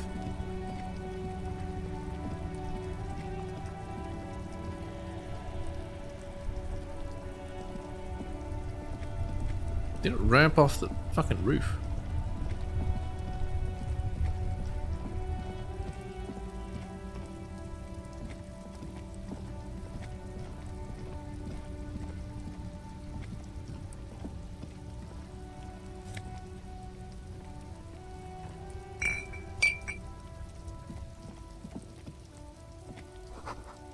Roy's Pawn Shop. Fast cash for faster times. Water lock out of order until Wednesday, 7:15 AM. A couple of indicator lights are missing from this control panel. Loose wires dangle from the now vacant holes. In the middle is a lever. Beneath it, a small metal plaque. This panel usually closes the water lock, turning it into a bridge that lets you cross the canal. But there's a crashed salmon and butter sign in the way. Pulling the lever probably won't do anything. Pull the lever. You pull the lever all the way up until the metal clicks against the contact pins. You hear a soft clunk. Then, nothing happens. Push it harder. Nothing happens. A cold gust of wind blowing in from the sea interrupts the silence of the situation. Push it harder. Nothing happens. Or release the lever. A spring brings the lever back to its original position. You still need to close the water lock to get across the canal. Some other way. Wasn't there a sign over there saying functionality will be restored on Wednesday morning?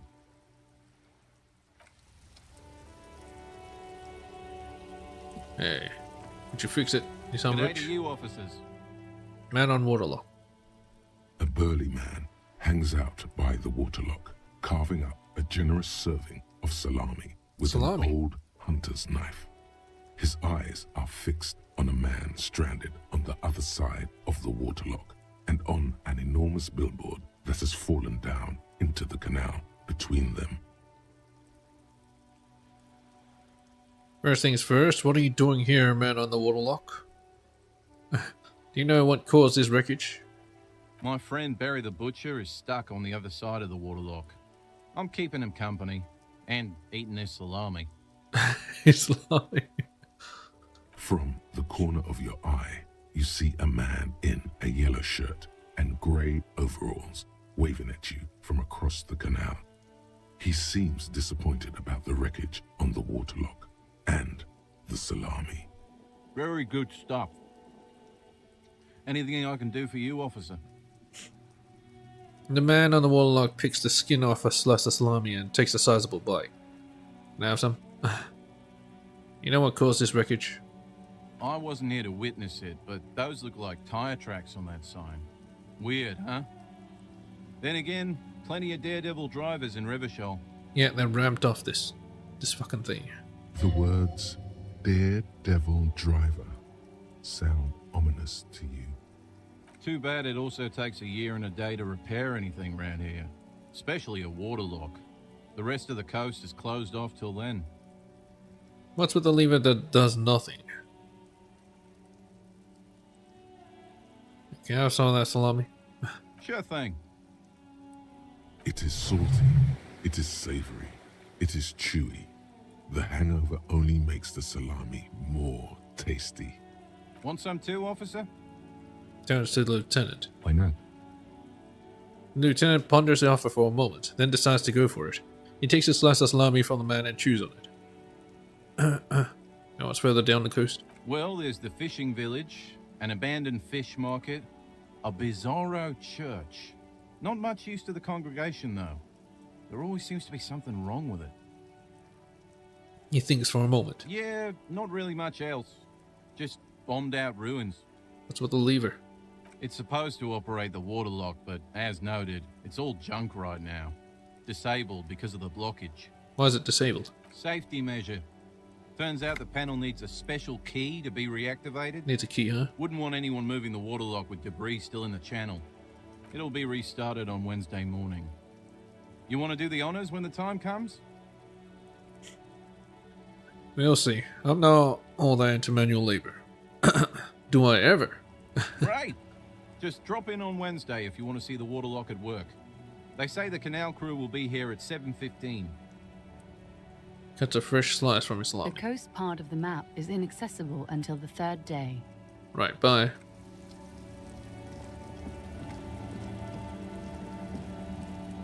Is there more trash?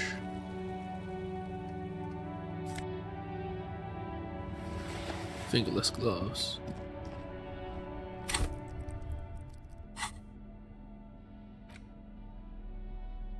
Navy blue, threadbare, electrochemistry +1, cigarette stained fingertips. Alright, as you said.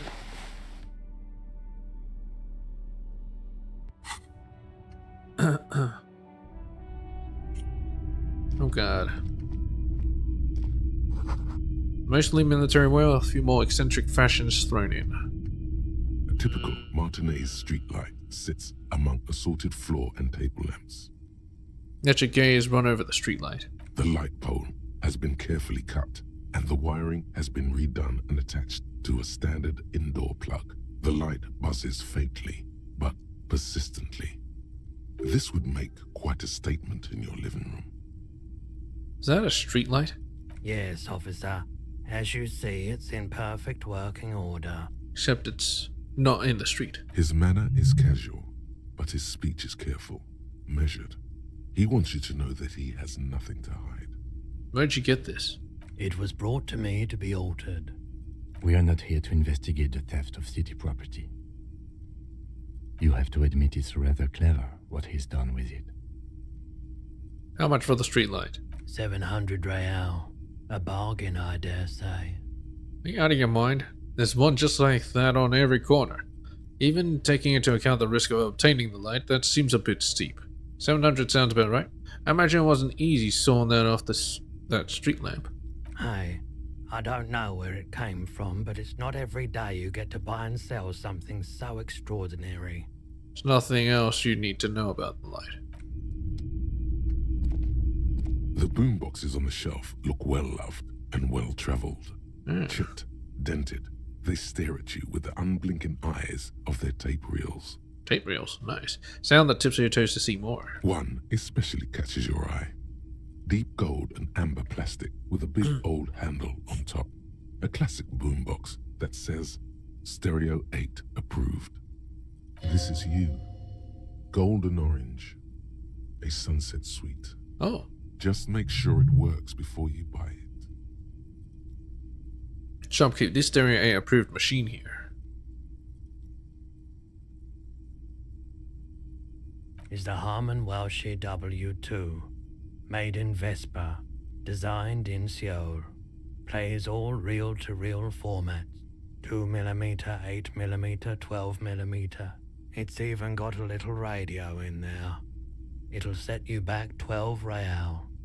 What I really want to know is, could this device come handy in my police work? If police work means playing tapes, sure. You can use it for that. Or any other time you'd need to play a tape. Are you sure this is all working order? Absolutely. I've tested each one myself with recordings of speech, found sounds and music from a variety of genres. Even though I don't really like music. You don't like music? That's all. But anyway, You see rows of toy soldiers guarding the rest of the trinkets displayed on the table. Some on horseback, others in rags, others yet in bright blue uniforms. All are stern and unyielding in their duty. Try to find something pretty and cool here, then use it to win her back.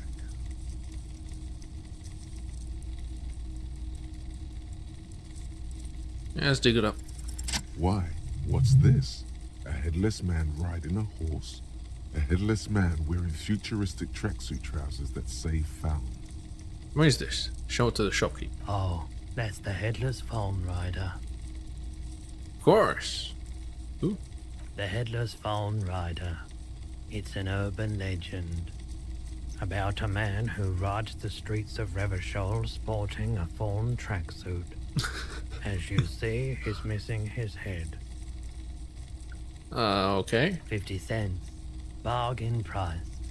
I'll throw in the tiny cap too. I think he's looking for it, or Yeah, he's something. That part of the story has many interpretations. Yeah, win her back. Yes. Buy something nice. A figurine. Inspect the knights on horseback. Big men on big horses, clad in lamella armor and carrying flintlocks. The kind that would mow down a line of enemy soldiers in the blink of an eye. Flintlocks? Really? What, the knights on horseback? Who are they? Franco-Nigerian knights. I used to be very serious about these guys. A long, long time ago. Inspect the blue uniforms. They're not all blue. These figurines also wear gold coats and caps, complemented by orange trousers. They are variously posed, wielding swords and rifles with bayonets. This looks like Renee, the old guy who was playing petanque. This is what the loyalists looked like, yes, at first. Then they wised up and got camouflage. What exactly are these? Which ones? Ah, royalist soldiers from the time of the Revolution. The uniforms are painted a bit too brightly, I suppose. Inspect the figurines and rags. This set of soldiers isn't meant to look impressive. A few have rifles, but most of them carry pistols. Some even shovels and tall sticks. Are these even soldiers? You're probably talking about the revolutionaries, yes? Yes, they are soldiers. Revolutionary soldiers. Revolution, viva la revolution. I think their poverty has been exaggerated for effect. When you place them next to the royalists, it doesn't seem like they could possibly win. But they did. It's meant to give people hope. Even we can do it. The contrast is meant to be disheartening, as it ought to be. It's impossible to win against the cohorts of capital. Ask my friend Gart, whose bitch you made me. I wish it was more nuanced. As it stands, I cannot comment. Maybe. I'll just step away. I don't know if I actually need that. Probably not. Bust of a woman, the plaque simply reads day. In the dark, a film projector is wearing away.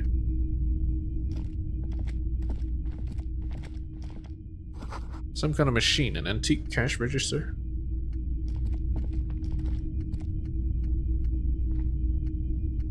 Alright, let's talk.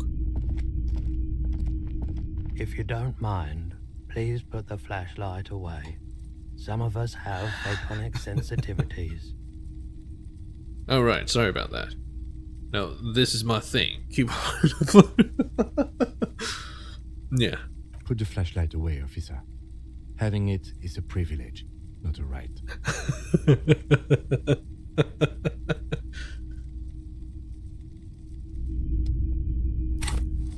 Oh, dang it. My flashlight.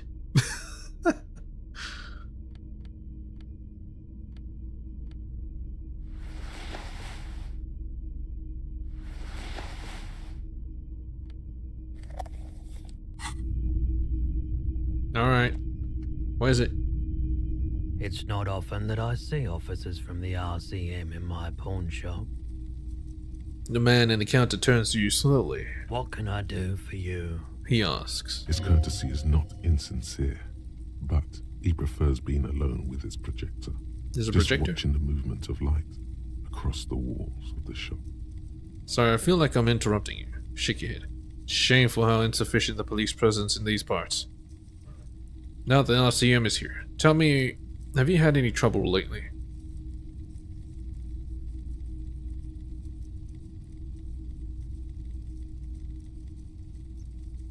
I haven't had any problems myself, though some of my customers have complained about inconsistent law enforcement. Who are your customers usually? All kinds of people come through here. Locals, travelers, people looking for a deal, people looking for a keepsake. People who are terminally bored. Just like you. As you can see, I have a wide selection of goods for everyone to choose from. Quite the collection indeed. Typical vacuous consumerist objects. Honestly, I think some of your selections are more tasteful than others. This business plan is all over the place. You should specialize, zoom in, recapitalize.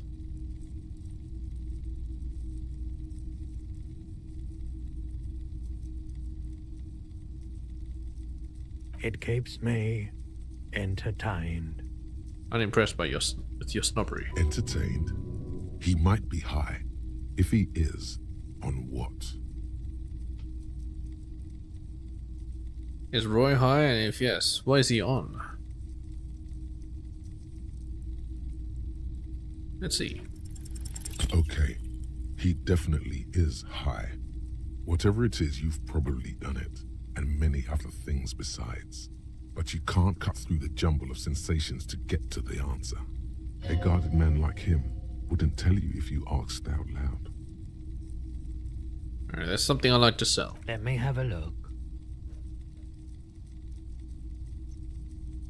I like to sell my clothes. I'm not purchasing any more clothing at the moment. Alright, I'll check my pockets. Anything else you're thinking of selling? Why not? I don't have anything to sell them. Another time, perhaps. You might be able to aid in an investigation. I doubt it, but I can try and answer any questions you may have. Know anything about the recent hanging? I do my best to keep my distance from all manner of butchery. Bad for business, bad for everyone. Know anything about the recent hanging? I do my best to keep my distance from Okay, all actually manner that's of- all. The pawnbroker's gaze is already fixed on the dancing colors. How about the business take care of now? Did I not link up with the fucking... Yeah, it ramped off the freaking top of this thing, and I'm not gonna say anything about it? Oh, whatever.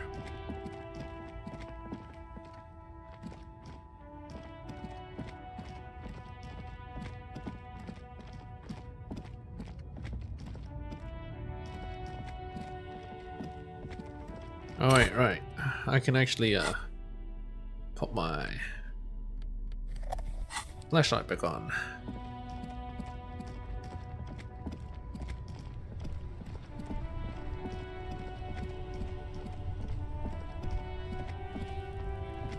Phone. I am a gander and a hunter and a gatherer. Feel like a traveler. The man mutters to himself, accenting the beats as he goes.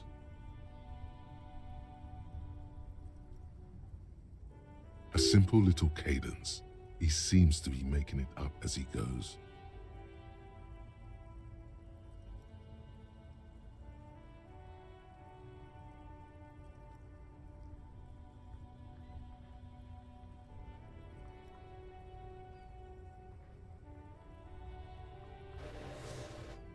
Keep listening. From another planet. Hey there. I am the law. What's going on here? It's the jam, my man. He motions toward the sprawl of lorries with a sweeping gesture. The air from the east is thick with the smell of crude oils, heavy metals and other byproducts of the modern era. You can almost taste it. What's the jam? It's a traffic jam for the ages. Harbor gates up the street are shut tight, no explanation given. Workers on strike, scabs agitating, an all-around clusterfuck. Meanwhile, we're all stuck here in long-haul limbo for days upon days upon days. Upon days. Limbo, huh? So that's where I am. So how long have you been here? Yeah, exactly. It's official. He too agrees. This is the antechamber of the afterlife. Alright. Feels like forever. Like I was born on this here roundabout and this was all I ever knew. Just me and the metal and the tires, the oil and the fumes and mazout. Extravagantly phrased, but I can roll with it. I don't quite understand what you just said. Could you say it again, only a little less plodding? Everyone's a critic, man. It's okay. I've been here a whole week already. So tell me, what do you need? Got any smokes on you? Nope, don't smoke. What the big lorry behind you? Some of the other drivers do, though. There's still a few around, waiting for the jam to disperse. Or waiting for the sweet release of death. Yup, nothing wrong with that statement. Your senses have nothing to add. You'll have to ask around elsewhere. Guess I'll ask around then. You could also check the kiosk down the street. Frit. With 3 T's. Rebishaw's weird. Can't just bear some change for a working stiff. Huh? Oh. No, I ain't got any money. They don't want to pay for unfinished work. They who? The bosses, man. Makes sense. First work, then pay. I don't know who these bosses think they are, but that sounds like a good arrangement for them. So you're broke. Got it. What else did I have to ask you? Yeah, it sure ain't good for me. Or you. I'd spare a coin or two for a city cop down on his luck. If I had saved 4 myself. Tell me more about this strike. It's like, whatever's going on over at the docks. Workers got a blockade set up, making demands. No way in or out. What's the union demanding? Some pretty wild stuff, I hear. Like a giant new power crane and half the company? Half the company? Exactly. Good on them, I guess. I've heard talk there's a company rep in town, too. Like, a strike negotiator type. They'd know what's up. Precise demands and so on. Ah, yes, from the Wild Pines. We'll meet her soon enough, I'm sure. What do you think the company wants? They want to keep that money flowing in, my man. Ka-ching. Anything else I should know? Anything else? Yeah, this ain't really my area of expertise. I just do my job and get paid. I have things to do and places to be. All of us do. All of who? Us lorry drivers. Alright, of course. Camionneurs. If you still hang around here waiting for this mess to end, most have scurried off somewhere to get drunk or high. Or laid. Not that I blame them, really. Not you? Not my thing. Chasing transient pleasures is a drag these days. Transient, huh? I prefer the examined life now. Thinking, reflecting. Got a real philosopher observing. here. Glances down the road toward the horizon. A glint of something in his eyes. What's better than chasing transient pleasures? The more transient, the better. When one's ended, you can get onto the next one. The hell are you on about? He tries his best to look nonchalant, but there's a rigidity in him, as if trying to conceal something warm and deep beneath a cool exterior. Conceal something. Know anything about the dead man, the one hanging behind the hostel there? He ain't one of us drivers. I know that. All accounted for. Yeah, he's a security guy. Otherwise, I haven't really asked about that. Been wasting time right here. Keep him busy. It's easy to see he's telling the truth. He's kept his nose out of the dark stuff. Busy? With what? Analyzing the fundamental structural and psychological conditions of being stranded in the midst of a sea of motor lorries and their sad, despondent chauffeurs. Wait, what? And your conclusion? A sense of surprise there ain't more bodies hanging from more trees. No, okay. What are you hauling anyway? Oh, high-grade narcotics, illegal firearms, stuff like that. Wicked. I've always wanted a friend in the known world. Okay, and what are you actually hauling? Can't even get a few jokes past you, my man. I've got another haul of found cargo. Mostly sporting goods, tracksuits, and that kind of thing. Oh, of course. They usually get shipped to Grodd and the Occident, though we've been making headway in the Ilmaran market lately. So nothing illegal then? That's your machine behind you? Not unless they've illegalized sports equipment while I was on the road. This rockin' beauty. Sure is, like a rash you can't get rid of. You interested in heavy-duty cargo machinery? If I get paid, sure. A motor lorry, also called a camion, on Caillou and neighboring islands. This one looks roughed up enough to be some sort of found rust bucket. Maybe the A6? That a found A6 you got there? Good eye, my man. Yup, she's an old one, but reliable. Me and her spent a long time together. He gives the side of the lorry a friendly knock. There it is again. A little touch of sadness beneath his cool. He thinks he's spent too long in this lorry. Can I get one of those found tracksuits you're hauling? We're pals and all, but I can't just freely hand out the merchandise. The bosses won't be happy. Hey, they don't have to know. Right, another question. The man taps his fingers rhythmically against his arm. Empathy. What do you see in his eyes? Let's see. Ease into it. Oh. Don't go too far. This seems like a personal matter. Man, you look sad. What's going on with you? Hey, Tommy, spill the beans. What's troubling you? My man, I want to know about your soul. What's going on with you? I'm okay, man. Just the jams got me down. The fumes, the chemical rainbows, the tarpaulin stretched on the frames and the dull engines off. The man recedes into his days of words. Maybe the full-on, direct approach wasn't correct. Damn, it's tricky business looking into someone's eyes and not doing it wrong. I'm good for now. Good talk. Don't be a stranger. Gives you a salute with 2 fingers.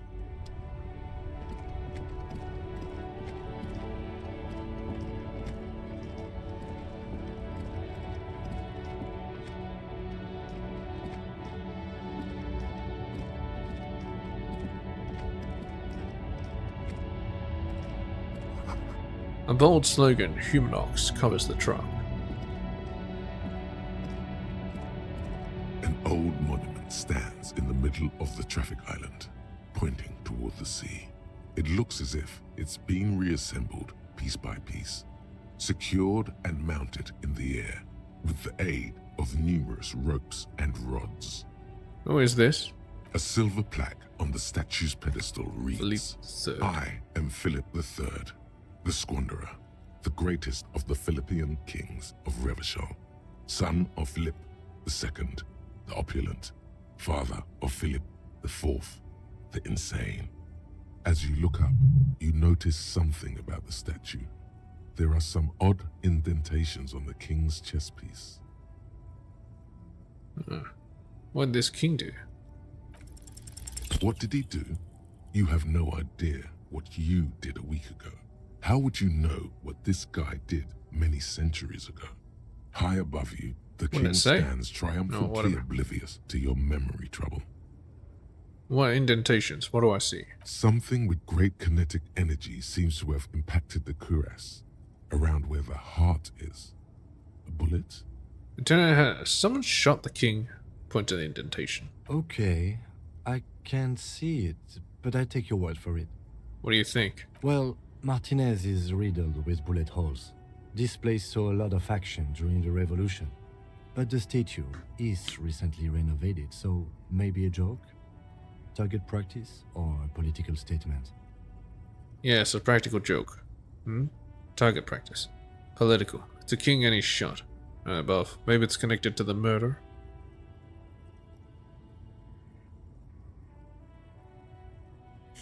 From there? No, I doubt it. Why not? What this shows us is guns aren't too uncommon here, and people still shoot them, sometimes at kings. Takes a note in his notebook. The king stands high above you, surveying the bay, mute and indifferent to your sightings. What I get? I got a point. I think I need a point in endurance to actually deal with the body again. So I might just do that first.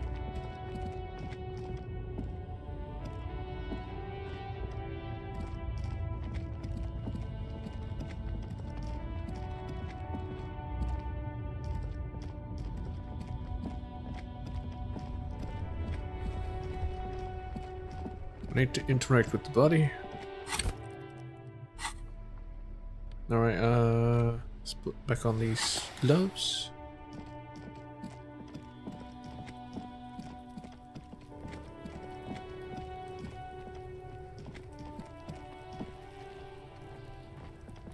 There he still is, looking right through you with his white +6. eyes.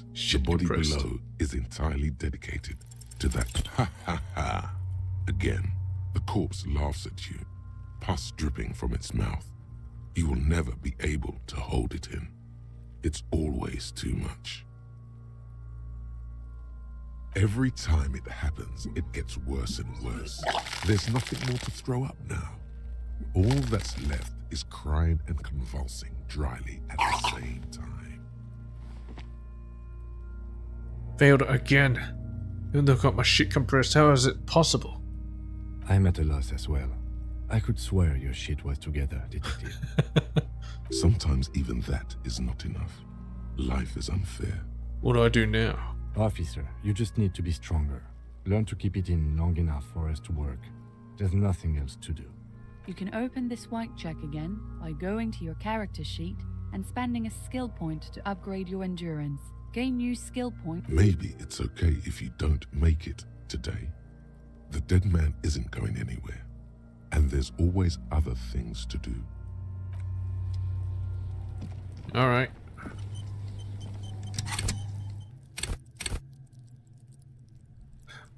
Fine.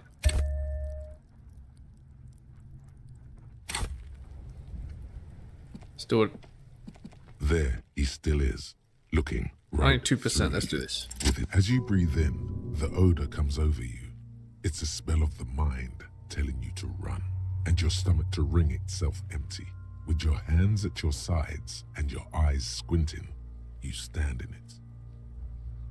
Do they always do that?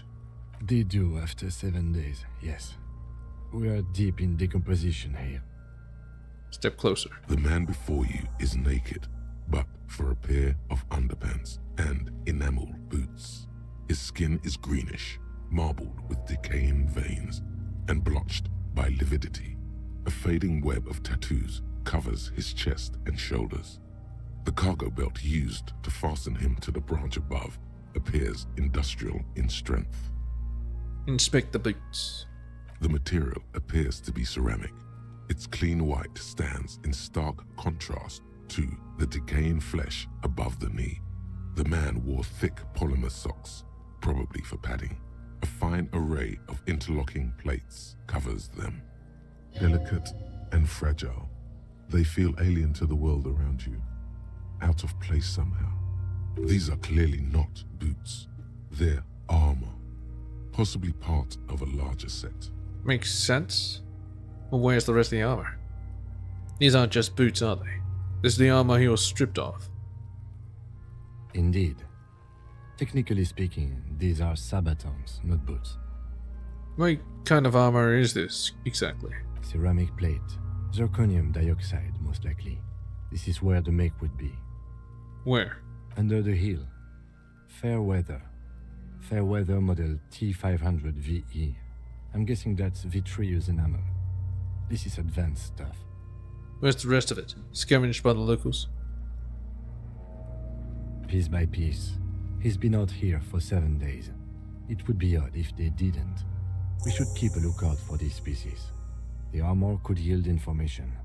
This is one thing he might actually know. He nods towards Kuno, who's eyeing you suspiciously.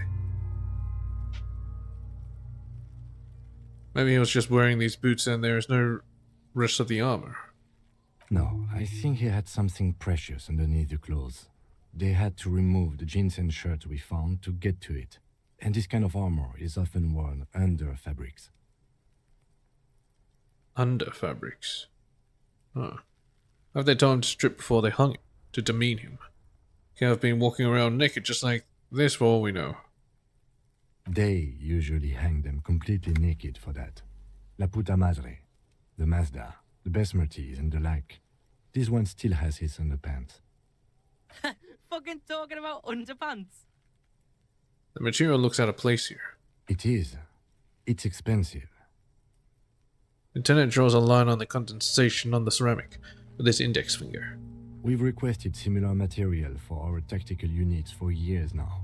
The constabularies deemed it too costly. In that time, we've lost 6 men to semi-automatics. How much are we talking about? For a full set, about 4 years of wages. That's my money! I'm taking the boots. For the northwest region of Revachol, Or an sabotage. officer's average yearly income is 5,500 real, unadjusted for rank. Wait, my yearly pay is 5,500 real? Not too much, yes. It's enough. Pathetic. I need to hustle more and hate less. Sounds puny. No wonder I can't pay my hostel bill. It's a sorry situation, I agree. It is. We've requested for a full... For the northwest Ka-ching, region baby, of not to the Revachol, boots. an officer's average yearly... By catching, do you mean let's not log them as evidence? Let's steal them? No, that's not what I meant. That is what ka-ching means, yes. Mm-hmm. It means disciplinary hearing. Wiping his finger on his sleeve. The lieutenant nods often. It's part of his unplastic expression range, communicating both professionalism and sarcasm. This time, the latter. How would this man afford such expensive hardware? That's for us to find out. My initial report on the area suggests he was a security guard for the harbor company, but that's just hearsay. Initial report? Just something I scraped together from my station. An area report on Martinez. I'm sure you did the same. Nope. He's not actually sure of that. He's just being tactful. These look pretty advanced for a security guard. I agree. This equipment is way beyond what a guard can afford. Knock on the boot. A small bell-like sound fills the air, like tapping on the side of a porcelain cup. Sounds fragile. It's anything but. This material is a kinetic redistributor. It spreads kinetic energy horizontally, from plate to plate, dissipating it entirely. See? Faint, organic lines cover the plates where they separate into smaller ones. These plates then divide into smaller plates until there are hundreds of them altogether. Like whirls of floorboards, the design looks organic, influenced by highly resistant wood materials, like lignum vitae and ebony perhaps. Vitae. What does this remind me of? If trees were made of porcelain, this is what their cross-sections would look like. Oh. Run your finger over the lines. The smooth, glossy surface fractures into ever more intricate interconnections, peaking on the right sabaton, where you notice. The whirls are in the shape of a letter and number combination, E50, 100, 1000. Point to it. Looks like there's a serial number on the right sabaton. Good. Can you read it to me? He tips the drying ball point of his pen on his tongue. E50, 100, 1000. We have a make and a number. That's something. We can use the radio in my kinema when we're done. Either station can chase it for us. Pull the boot off. This feels dangerous. Are you sure? Dangerous. Better not even The try. sabatons dangle off the man's decaying form. No, you know what? This feels dangerous. Are you sure? Yeah, grab the boot. The stench fills your nostrils. Nah, it stinks. As you push downward, an ominous creaking sound comes from above. They're gonna break the branch? Stop! Lieutenant's voice is sharp. He looks at you with the boot under your arm. Pig's gonna pull his head off. Brutal! What? Lieutenant, you seem distressed. Why? Oh, that's a bad idea, isn't it? You're going to pull his head off. Do it, Homo! You're gonna pull his head off, right? Yes, that's what I said. You'll compromise the coroner's case if you do. So please, don't. What are you trying to achieve anyway? Why are you hanging on to that boot? These boots would go super well with my bell-bottom pants. This is advanced enemy technology. We should conduct research into their weaknesses. Are we not detectives? There may be clues inside the boot. Said they're expensive. I thought I could pawn them, earn some lucre. Sorry, I didn't even want to take them off. I just thought I should try. How many clues do you need? You already found a number. Besides, Taps on the boot. there's no way you're getting them off. All the organic matter in his body has been flowing down into the boots. They are fused to his feet now. Why do you think the locals haven't scavenged them yet? Oh, that makes sense. You're sure there's a way to peel them off, but first the body needs to be down. And second, it would probably be better if the lieutenant wasn't around. Sounds like a plan. Steal a dead man's boots, but that would be dishonorable. Fears for honor. The anticipation makes you crack your fingers. Feels nice. Nice and cracky. What's going to happen to the boots then? Okay, got it. Processing will take care of them. With the situation in the morgue, it will yield nothing. But we must pick our fights. Should we continue?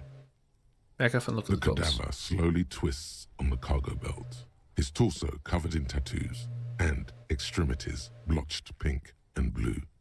Inspect the belt. The hangman's knot is pulled tight by the weight of the corpse below. Yellow, hard-edged polyester cuts into his neck. Above, a sliding buckle ties the belt to the branch. This is a steel-reinforced cargo lashing belt, big brother of the regular cargo belt. It's used for tying cargo under 6-rotor airships. Don't ask me how I know, but this is a lashing belt used for airlifting cargo. Airlifting? I thought it was used on lorries for strapping cargo to them. Apparently this is the reinforced kind, for air transport. My brain tells me so. Then again, what do I know? I don't even know what an airship is. No, you're right. The harbor uses 6 rotors to shuffle containers around.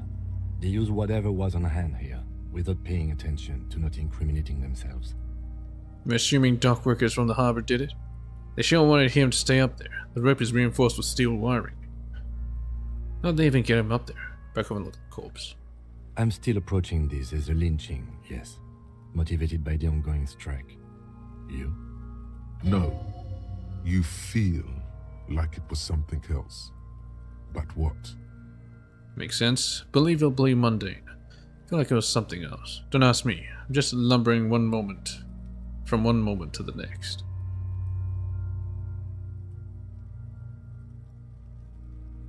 We all are. This belt worries me. They sure wanted him to stay up there. The rail is reinforced but steel I wiring. was afraid it would be. Thin steel wiring, parallel strands. This makes getting him down more problematic than I had assumed.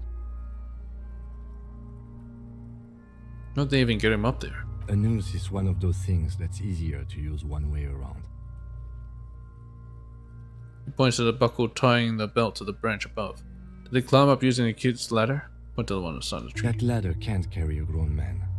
I didn't see any splintering either, did you? I think they lassoed the branch, then pulled on the belt to close the buckle. Yeah, makes sense.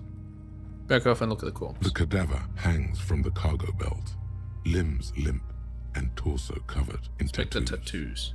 An intricate web of blue lines stretches across the torso, from the right shoulder to the solar plexus. Each time they intersect, a small white star is formed in their crossing. Hundreds of fading asterisks riddle his skin. Their concentration is highest around his heart. His corpse is marked by stars. What will mine be marked by? Alcohol and heartbreak. Is this a map of the night sky? Is this a microelectronic system? Is this a national pattern? Of no nation that I know of. If anything, it reminds me of religious illumination, last or penultimate century. Men who live harsh lives often turn to innocentic worship. But which one? I see no trace of a humanoid figure. We're missing something here. I agree. Sudden ring fills the air as the lieutenant pulls down the zipper of his orange jacket. He wears a wide leather belt around his waist and a gun holster under his arm. He takes a thin piece of milled aluminium from his coat pocket and pulls it open. Sounds like a sword being unsheathed. A small lens appears. Some sort of camera. What's that? A Trigger Sunshine. Mini. Triggered is the world's leading manufacturer of intercommunication devices, primarily projectors. The camera before you looks familiar somehow. Shit, Kuno! What the fuck is that? An instant color camera. Kuno S. Instant color camera. He produces two metal capped ampules and clicks them into place on the side of the apparatus. A thin slot shines there. I have only 2 ampoules, so nobody move. I don't want to waste one. He points the camera at the corpse, peering into it. The lens needs adjusting.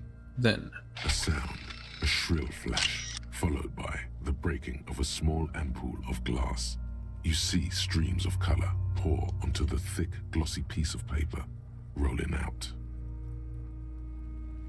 In case we need it. the lieutenant says and shakes the paper, letting it dry in the cold wind. On it, a color-perfect copy of the dead man's tattooed chest. Cool machine. What do we need this photo for? Yes, it is pretty cool, isn't it? There is only one ampoule left. Use it wisely. What do we need this photo for? It contains insight to the victim's person. By his build, I'd say this was a man of physical violence. The story he wanted his body to tell was important to him. It is his letter to us. Someone should decipher it. We'll need to show it around. Can I have it? I should look at it later, without the corpse smell. Sure. Just don't lose it. He hands you the piece of rolled up photo paper. It's no larger than a pack of cigarettes. The glossy-eyed corpse looks by, his mouth mute and his skin as colorful as the chemical rainbow on the photo paper, teeming with opportunistic organisms. Look him in the eye. His eyes are milky white and blind to the world, protruding comically from their sockets. There is no one home, just subaquatic terrors there. Dark brown hair grows on his head. His face is ready to explode from the organic processes inside. The death's head grin has passed. What remains is an unrecognizable mess.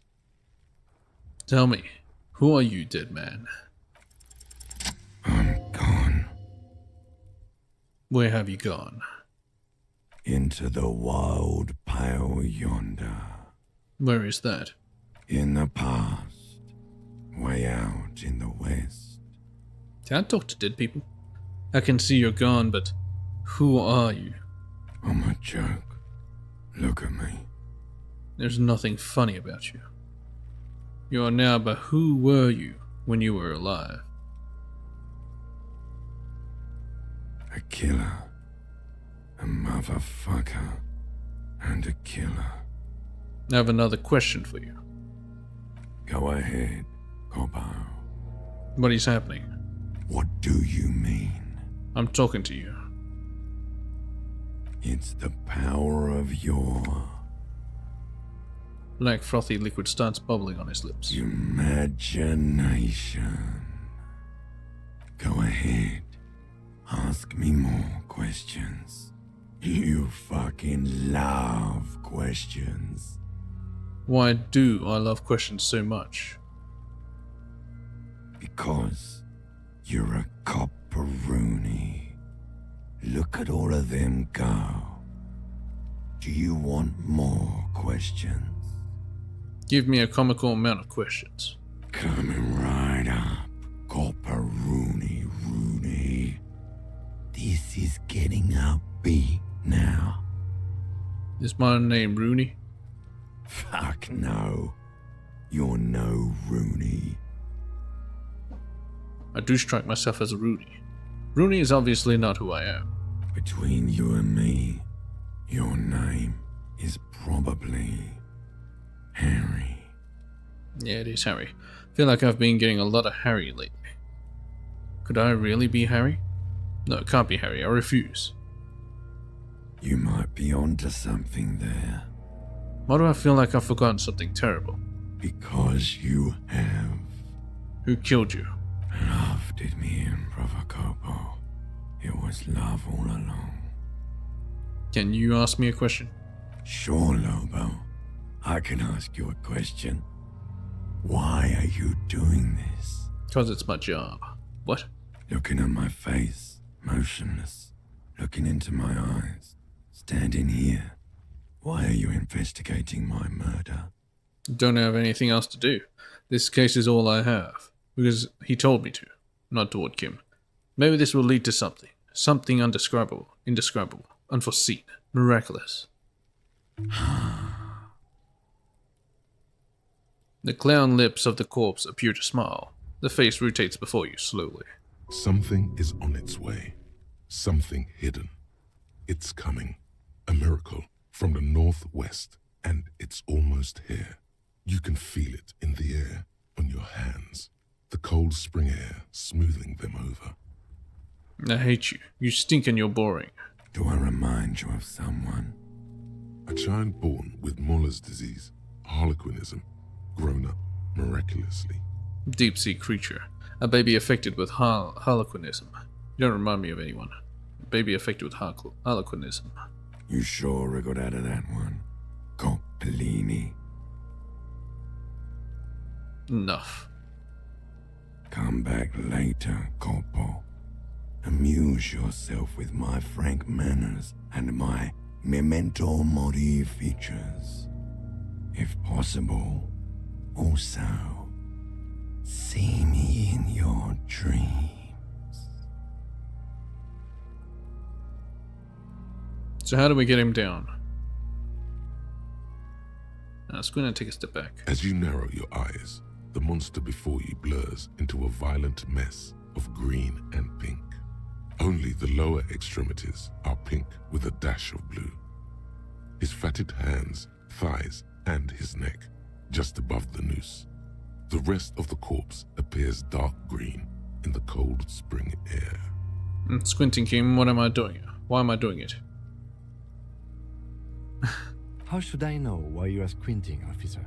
Squint harder. His face and hands are pink. Thighs too. The rest is greenish. Oh. You are trying to assess lividity. Relax your eyes. The monster comes back into focus, an explosion of color, coursing with dark marbled veins. His stomach appears pregnant with something. Black liquid streams down his thigh and onto his boot. So, what do you think? I think he is dead. I agree. His personality is no longer a part of the world. Totally dead. The world no longer stores his personality and its composition. There was a time for that, and it ended 7 days ago. I better not to say that too heavy. Totally. This bastard is not coming back. Dead. But he's dead anyway. You know what? Might as well get poetic. That sounds about right, yes. I don't know what to think. What do you think? I think he was upright immediately after death. Blood has gathered in his hands and feet, and his neck. Points at his fat chin. The noose acted like a tourniquet, keeping the blood in his head. The hypostasis here is in tune with the hanging. That's what I think. Yep, seems like a lynching to me. There'll still be those moved after death. Maybe you're strangled by someone. There's always a chance. We should check for ligament marks on his neck to see if they're in tune with the belt. We'll have to get him down first. Something is coming out of him. A pool of blood and feces has eaten into the frozen mud below the man's feet. Purge liquid is dripping into it, drop by drop. The victim appears to have contained no more than half a kilogram of digestion at the time of death. The fuck he's saying?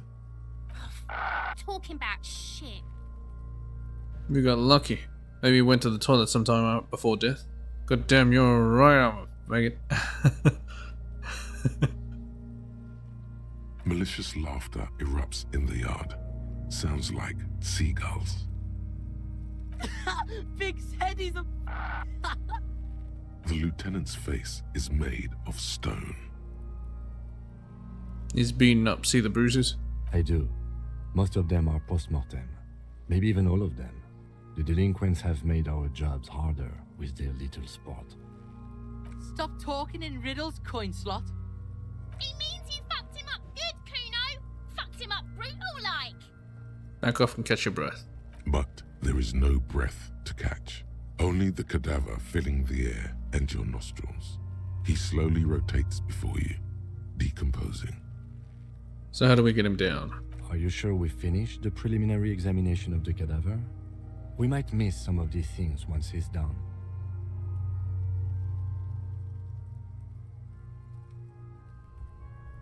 You've been thorough. Do you have a plan for getting him down? The steel-reinforced belt presents a unique challenge. I brought chain cutters, but I don't see a good angle of approach to the belt. The cadaver is a good 1.2 meters up. Neither one of us can reach the belt without assistance. And even if we do, there's the question of cutting the airship strength material. Can't someone else do it? We could saw the branch. Seems like a lot of hassle. Let's not do it. Maybe we could shoot him down. Maybe we can ask for help from the harbor. Oh dears, let's have another look at him. Can't someone else do it? Someone else? You mean like the police? Yes, exactly. Call the police. You have a point there. I mean, someone who's a below detective. Someone like a paid garbage man? Or a cleaning crew? I have bad news for you. That is a detective. I know it's hard, but I assure you, the others won't come to help us. And we have a growing sanitary concern here. We need to get him down, fast. Could saw the branch? Climb up there and saw the branch? Yeah, it seems dangerous. There has to be a less risky way, with less falling down of trees. Seems like a lot of hassle. Let's not do it. We are not getting him down already. Not getting him down is a task that's already accomplished. Sadly, it's not our job to keep him up there, but to get him down. I don't really want to pull his head off. How do you plan to get him down then? With social sensibility? Are you going to educate him down? Maybe we could shoot him down? Yeah! Bang bang time, pig! Shoot his head off! How? I don't know, just, shoot up there maybe. Point towards the branch. Shoot the bell, the bullet will break it. It absolutely will not, officer. That's not how physics work. It will maybe cut one thread loose. Yeah, now we're talking. Entertain a Kuno with some shit. They'll miss! The pigs will miss Kuno! Actually, don't. That's a bad idea. Written all over it. Wait, let me try. See nothing, let him choose. Silence. With his elbow sharp, the lieutenant unzips his jacket and produces a lightweight firearm. He drops a paper cartridge in the barrel, separates the scouring stick, and gives the cartridge 5 tucks, securing it in place. That's a Kiel A9090 Armistice, mass-produced muzzle loader, ascetic, frugal, one of the most common firearms in the world. He then steps back and assumes the fellow's desk position, taking aim. The corner of his eye twitches.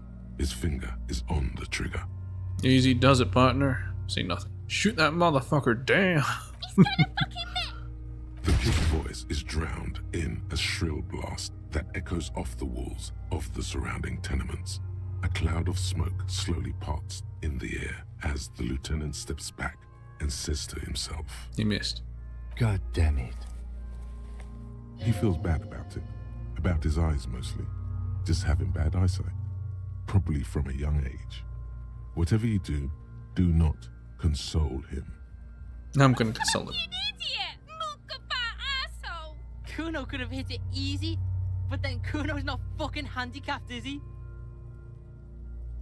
It's okay, man. God damn it, get your shit together. Try again, maybe? Yeah, get your shit together. Remain collegial, officer.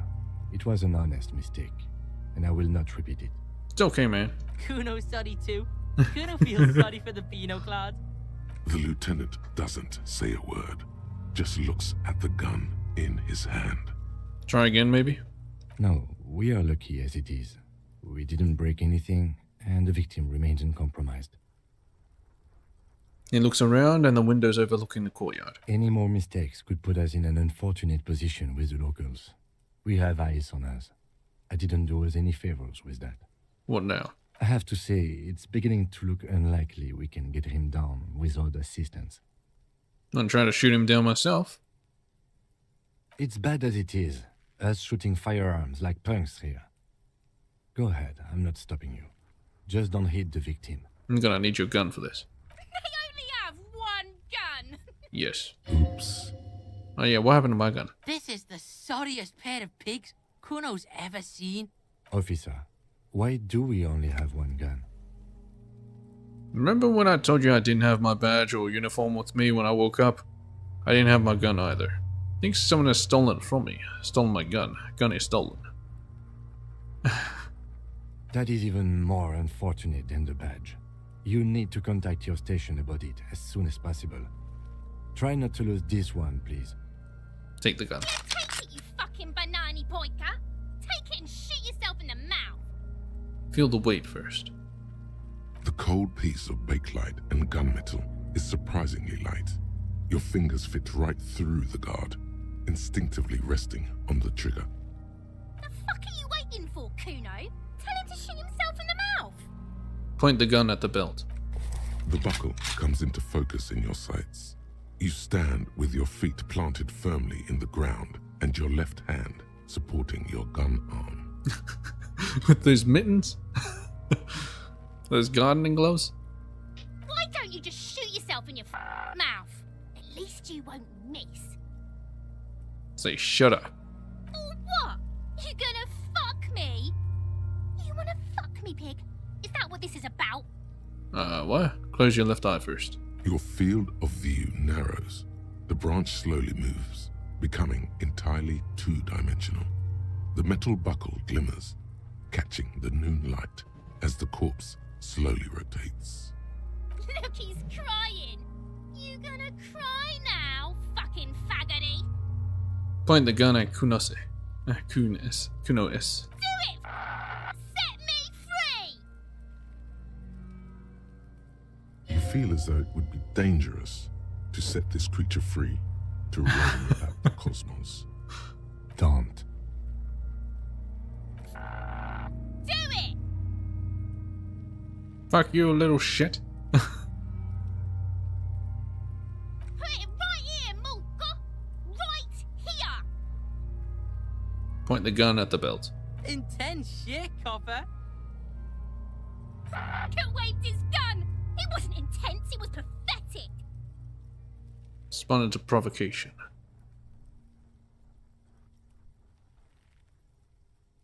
And give a gun back to the lieutenant. Don't shoot. The lieutenant takes the gun carefully from you and holsters it. His eyes are narrow and he doesn't comment on your antics. Fucking pussy didn't shoot shit, did he? Didn't shoot me. Didn't shoot himself in the mouth. Didn't shoot me. There is sincere disappointment on her face. This kid was expecting pandemonium and release from her mortal coil. But what about the body? We need to access the harbor and ask the leader of the Union to have it taken down. They have the tools, and they have men. Why don't we just begin with that? I did not want us to be indebted to Everard Clare. I wanted us to be able to deal with it ourselves. That is clearly not the case. We need help.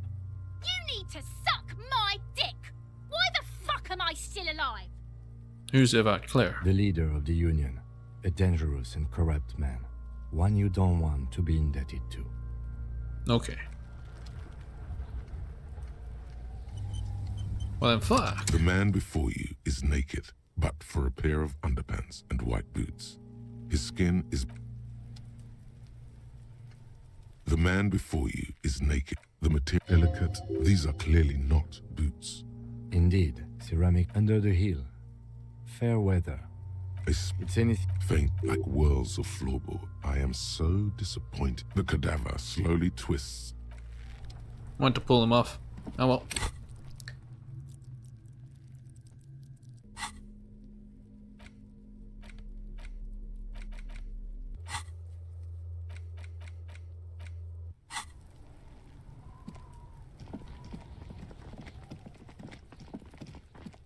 Can I get Kuno to actually do climb up there? So you tried to kill Kuno's girl? What's up with that? You want to talk about it?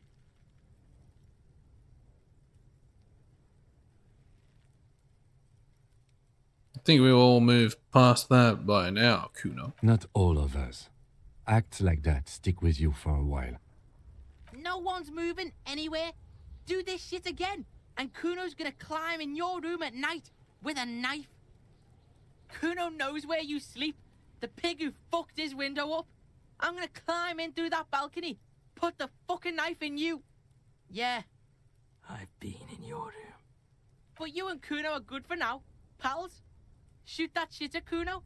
Let's have a jolly time. The determination in his voice leaves little room for doubt in his sincerity. He means every word.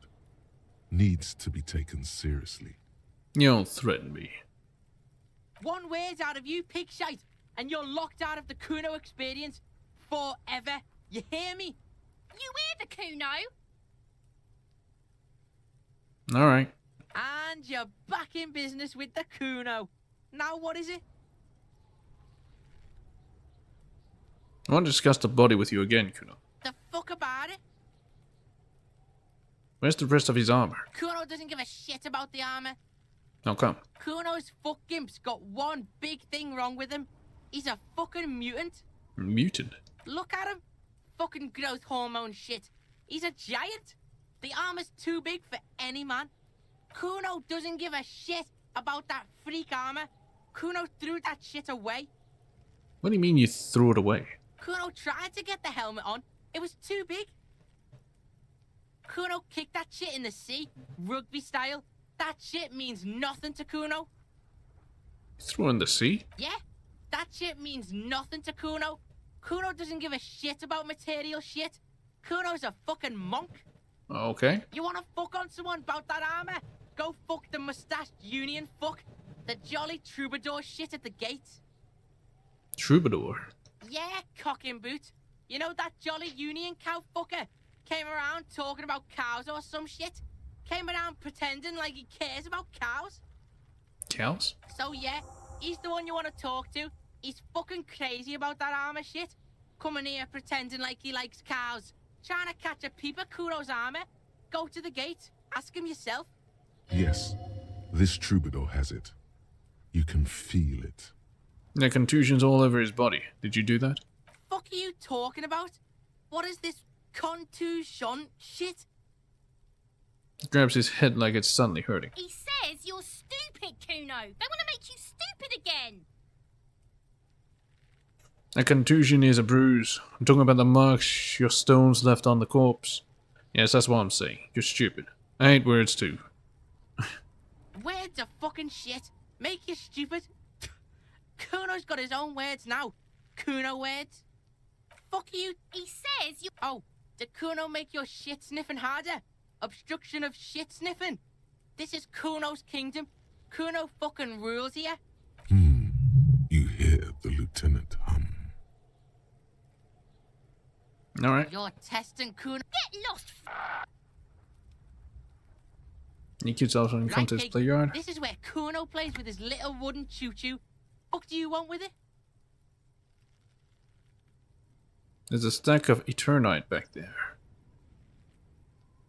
Eternite? What's in the greenhouse? Dunno. Kiptas gardener used to work there. Kipt is a pejorative term used to describe people of South Seminese or Erie Opagite descent. It used to be a common first name among the Eri Uppergites of Ilmara. Not so much anymore. Hold on, the gardener used to work there? You mean the young woman by the whirling in rags, that gardener? Look, Kuno doesn't explain shit. Kuno just says shit. As if agreeing with himself. Yeah, her. The ladder, ever climb it? Look at that fucking shit. You're trying to get Kuno killed. So you would say that ladder is unclimbable. Fuck does Kuno know? Kuno's not a fucking acrobat. So you're saying you can't climb it? The lieutenant takes a quick note in his notebook. It's a trap, Kuno! Don't climb it, Kuno! Dead man's clothes were on the trash container. How'd they get there? Yeah, Kuno doesn't know shit about that. That shit is beneath Kuno.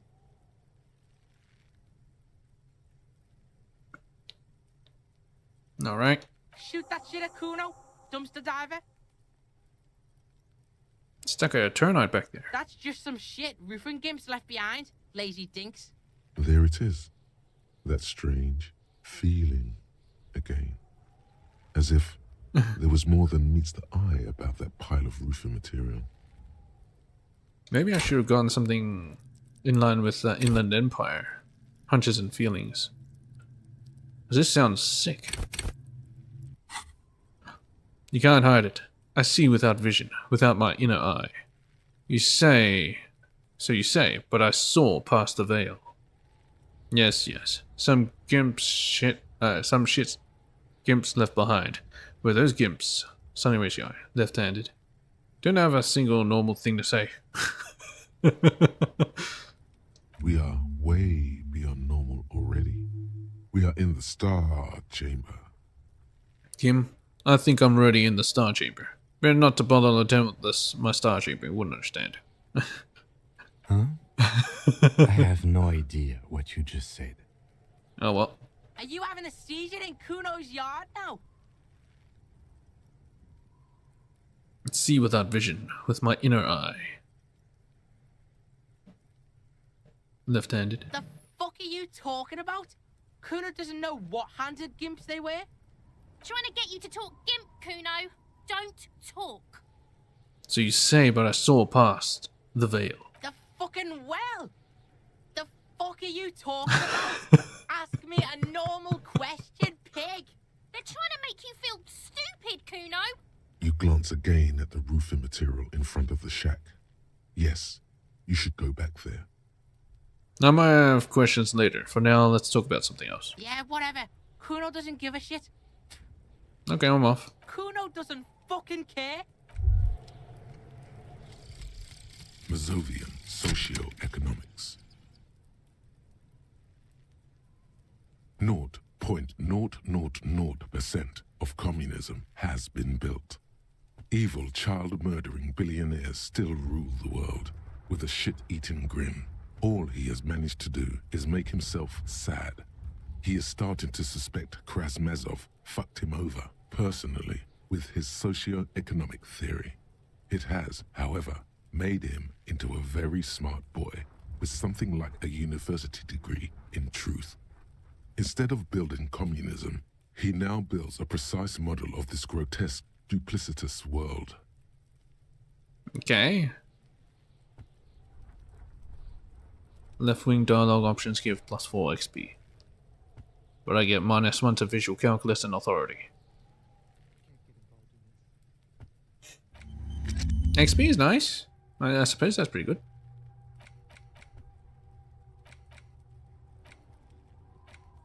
Unlock. Yes. Okay, coach physical instrument internalize, why not?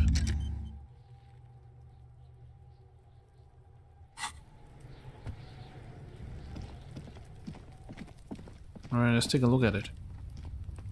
Maybe Kim will have something to say. An inconspicuous pile of the roofing material, Eternite. Why am I looking at this? Inland Empire said come back. Because there's a secret door hidden behind the panels of Eternite. That's why they're too orderly. Pull the panels aside. There it is. You see a shabby little door.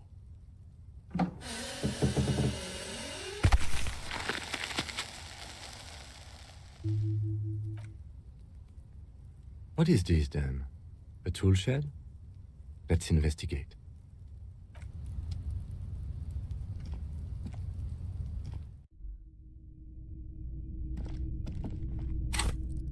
I don't know what to put it in. Work your mirror neurons. Away and see. Empty tube of magnesium supplement. Wait a minute, magnesium. Wasn't that in that thing with natural thing, supernatural thing? Oh, go back. Didn't know that goes up. Cured pig's head and looks mummified. Silver plate with traces of bone yellow powder. Be still, my beating heart. It's amphetamine. Sweet amphetamine. The lieutenant isn't studying the powder in the mirror. He's studying you. Someone has taken narcotics here.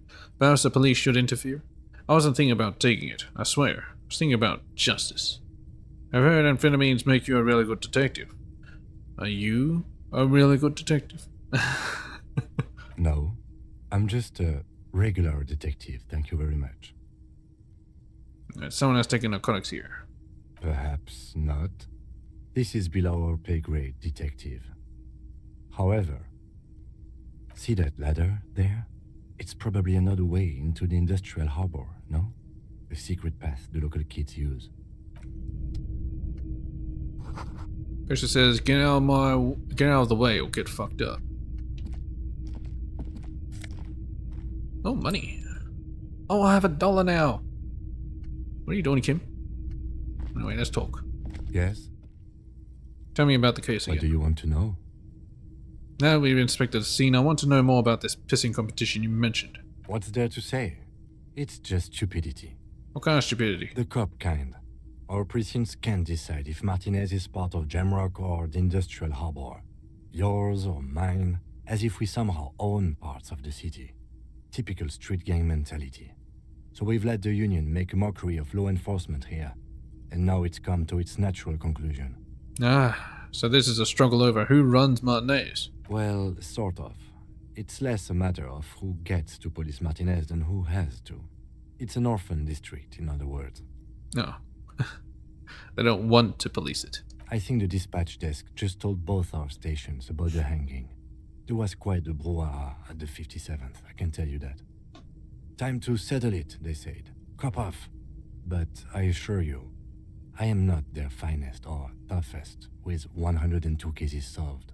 What I am is least interested in a pissing competition. 102, dang. So he volunteered to represent the 57th, but not out of competitiveness. On the contrary. So you volunteered to spoil it? Yes. I'm an unrepentant spoil sport. Okay, what's special about Martinez? Martinez? Nothing. It's just a puddle at the end of some drain pipe. No one cares about this place. They care about sports. Most of our colleagues don't even know how to get here. North of the interchange doesn't exist. I wonder what this says about me. That I was sent over by my station. There can only be one conclusion. I'm the finest, a case-solving machine sent to outperform you in every way imaginable. I must be an augury, an apocalyptic omen sent by my people. Can you guess my message? I probably have an unbelievable kill count. Gonna leave why I was sent unspecified. Yeah, unbelievable kill count. I bet you do. Why do you agree? You're right, I'm a super predator. Off leash like this. It's about to get very violent. I'll only use lethal force with the utmost care and precision. If you could only find your gun. Was there anything else you wanted to ask about the competition? If not, we should move. Okay, enough of the competition then. Tell me something else. Yes, it's a wholly pointless matter. Forget I ever mentioned it. Why'd the 31st send me? Look at you. It's because you're a failure. They sent you to slight Precinct 57. What? No, that can't be right. Yeah, that makes more sense than the other stuff I thought of. Just think about it for a second. You're a raging alcoholic who showed up 3 days late wearing piss-stained disco garb. You weren't sent here to win. Kim, why have my precinct sent me here on this case because I'm a fuck-up? Like, as a joke. I've considered it. Versus Umber, so it's true. But it's not true, right? It would be immensely ugly of them, not to mention unprofessional. But I also think it's somewhat unlikely. Why is that? I checked the records. This jurisdiction dispute, who polices Martinez, reaches back to the 30s. It's as old as my station. And all this time we can't decide who gets Martinez? I think, yes, both stations would prefer a win. Yeah, so you are their finest. Do you really see me as a safe bet? Yeah, you really are their finest. I am the finest of nothing. Do you really see me as a safe bet? Safe? No. But you're old. You've made it this far. Something has brought you through. We've only just started working together, so I don't know what it is yet. But it's there. So no, I don't think they sent you as a joke. And even if they did, nice. They are in for a surprise. You know, you're actually great, Kim. Healed my morale. My god, how nice. How fucking nice.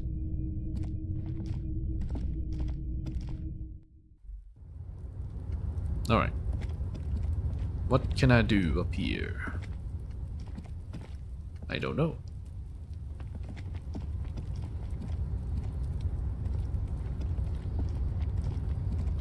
Oh. Walk along this. I can't tell where I'm going. This doorway is going to collapse soon. Okay. The restoration pillars keep the ruins together. What's this? Postcard Grand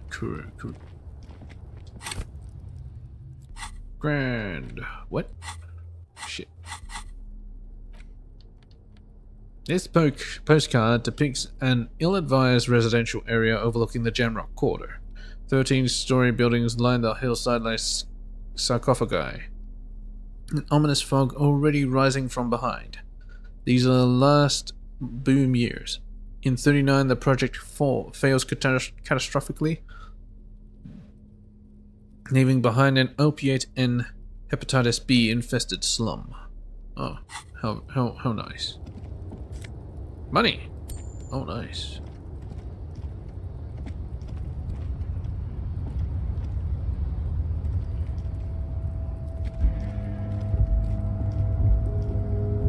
Oh, okay, I go up like this. It's hard to tell. Oh, get out of my way. It's actually hard to tell where I can go and where I can't. Right, just go up there. Holy shit. It's hard to navigate.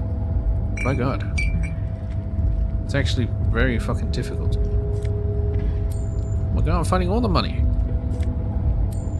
Holy shit.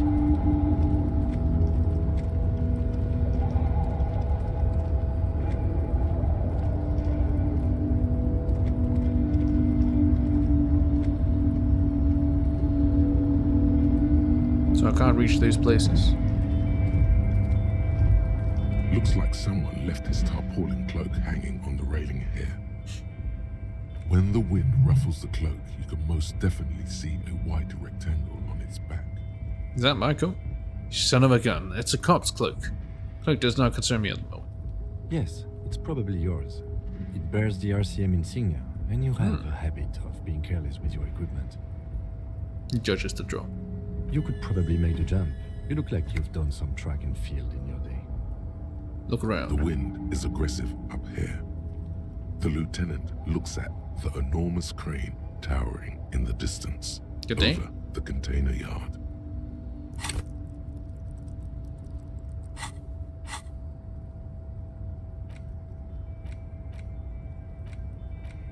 Did I just get something new? I can't tell what I just got. Probably a quest. The look in his eyes is a mix of the engineer-like interest and the wonder of a 6-year-old seeing a horse for the first time. That machine is a Kvalsund 1020 HK. Kvalsund 1020 HK. Is it? Kvalsund makes a lot of heavy equipment, but this is phenomenal, even for them. But I digress. We were focusing on your cloak here. What exactly are we doing up here? I was under the assumption we could ask the leader of this union to help us get this body down. This is why we're here, right? Doesn't wait for you to answer. Or it could be that we are just exploring. Yes, that. He looks around when rustling his hair. He's thinking you've forgotten where you are again. Do you really think this cloak is mine? Should I go for it? Jump? The cloak? I do think it's yours, yes. As to whether you should go for it, He looks over the edge at the cold pavement below. well, it doesn't seem too dangerous. 2 meter stops. It's not that bad. Whenever you're ready to do it, I'll be right behind you. The cloak looks like a bag of goodies floating in the wind. Who knows what its pockets may hide? Go for the cloak. Jump over the edge. Yeah, not right now. Lonesome, long way home. Here we go. Home awaits. Walk past Station 41 and through the market, past the Boogie Street spearhead to the other side of the lake, the frozen eye at the center of the district. Then past the video rental store on the corner. There, at the end of a street lined with pine trees, a small house no larger than a matchbox. 11 Voyager Road. You no longer live there. Those times are gone. And so are those people. Why did you come here? Why are you still here? And where's the dealer? You have to get back to work. That's Dealer. all you have now. Learning cap for perception raised to 5. Speed gives you 1 psi. Ah.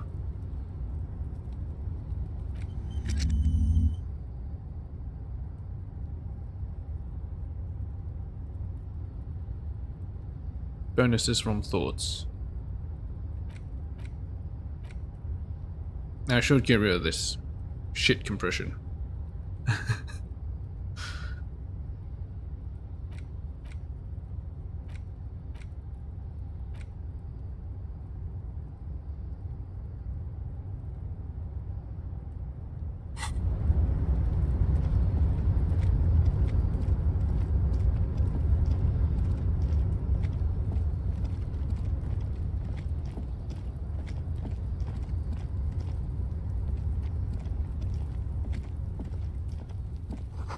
These barrels are half full of rainwater.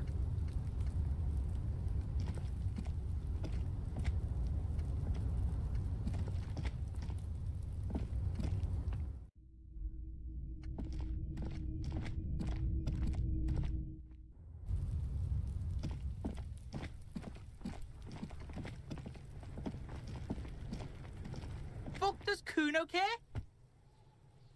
Guna, I found your shack. You found Kuno's secret door to Kuno's secret shack. It was closed for 5,000 years. How the fuck did you get in? I pushed the panels aside, Kuno. I phase shifted through the roofing material. Before we go on with that, let's talk about how you said it was just some roofing material some gimps left behind. That was a lie. Pig, that's the past. You and Kuno are now. Let's talk about how you opened the secret door fucking at Kuno's kingdom. Phase shifted through the roofing material. Shit.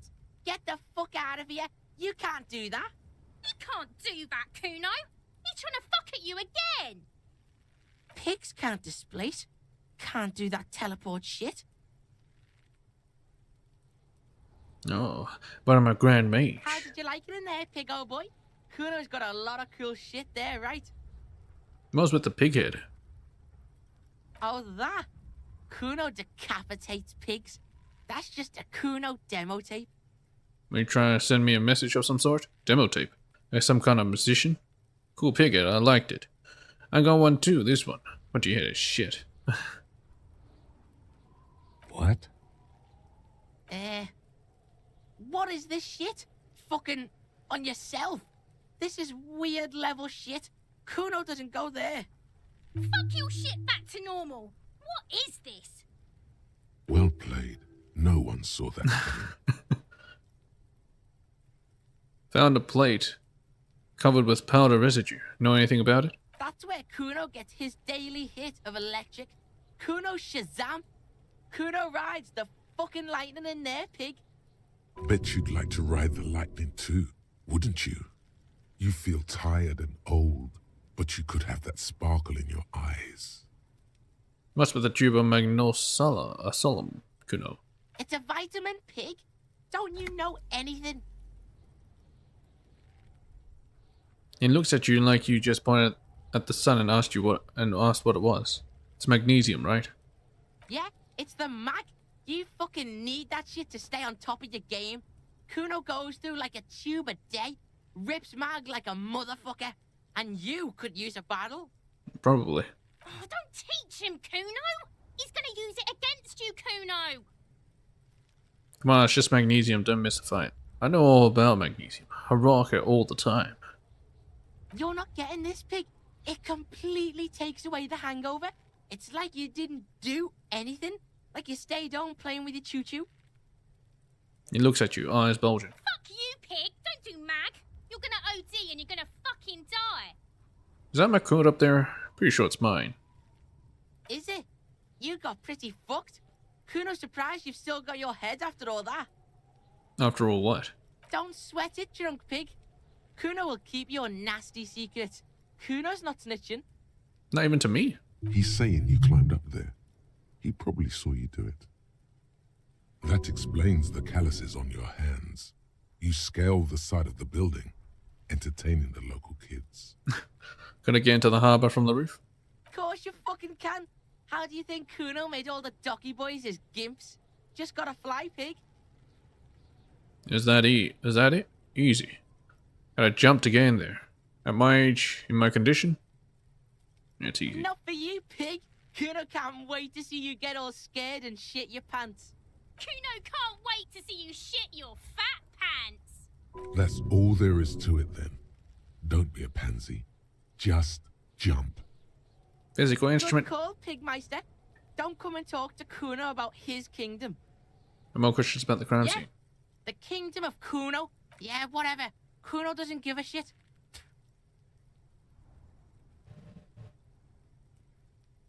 Kuno doesn't... Yes, talk again, Can't Kness. believe you didn't take the shot.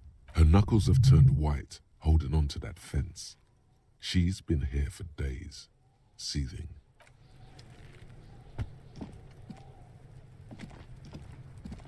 Fuck does Kuno care?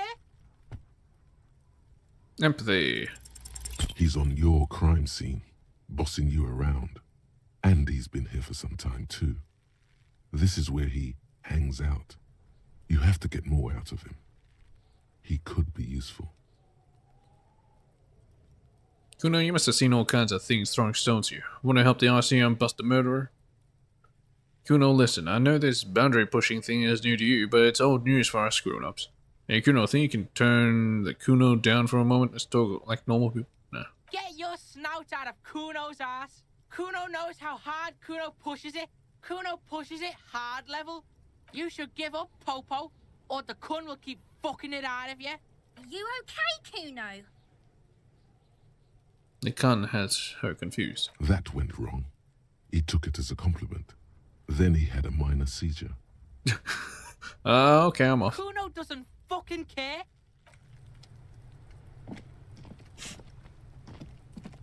But anyway, I'm out of time. Did make some progress.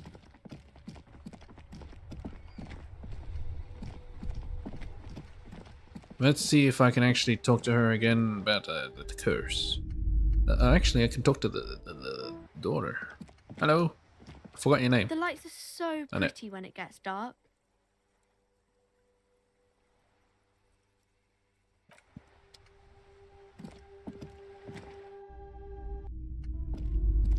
Hello again, esteemed officer, and welcome to Crime, Romance, and Biographies of Famous People.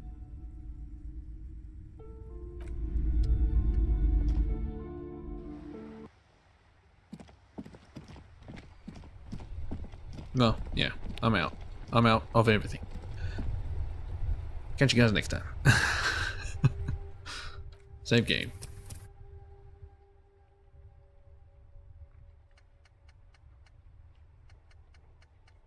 Alright, new save.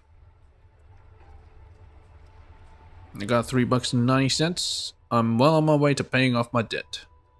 Anyway, Peach.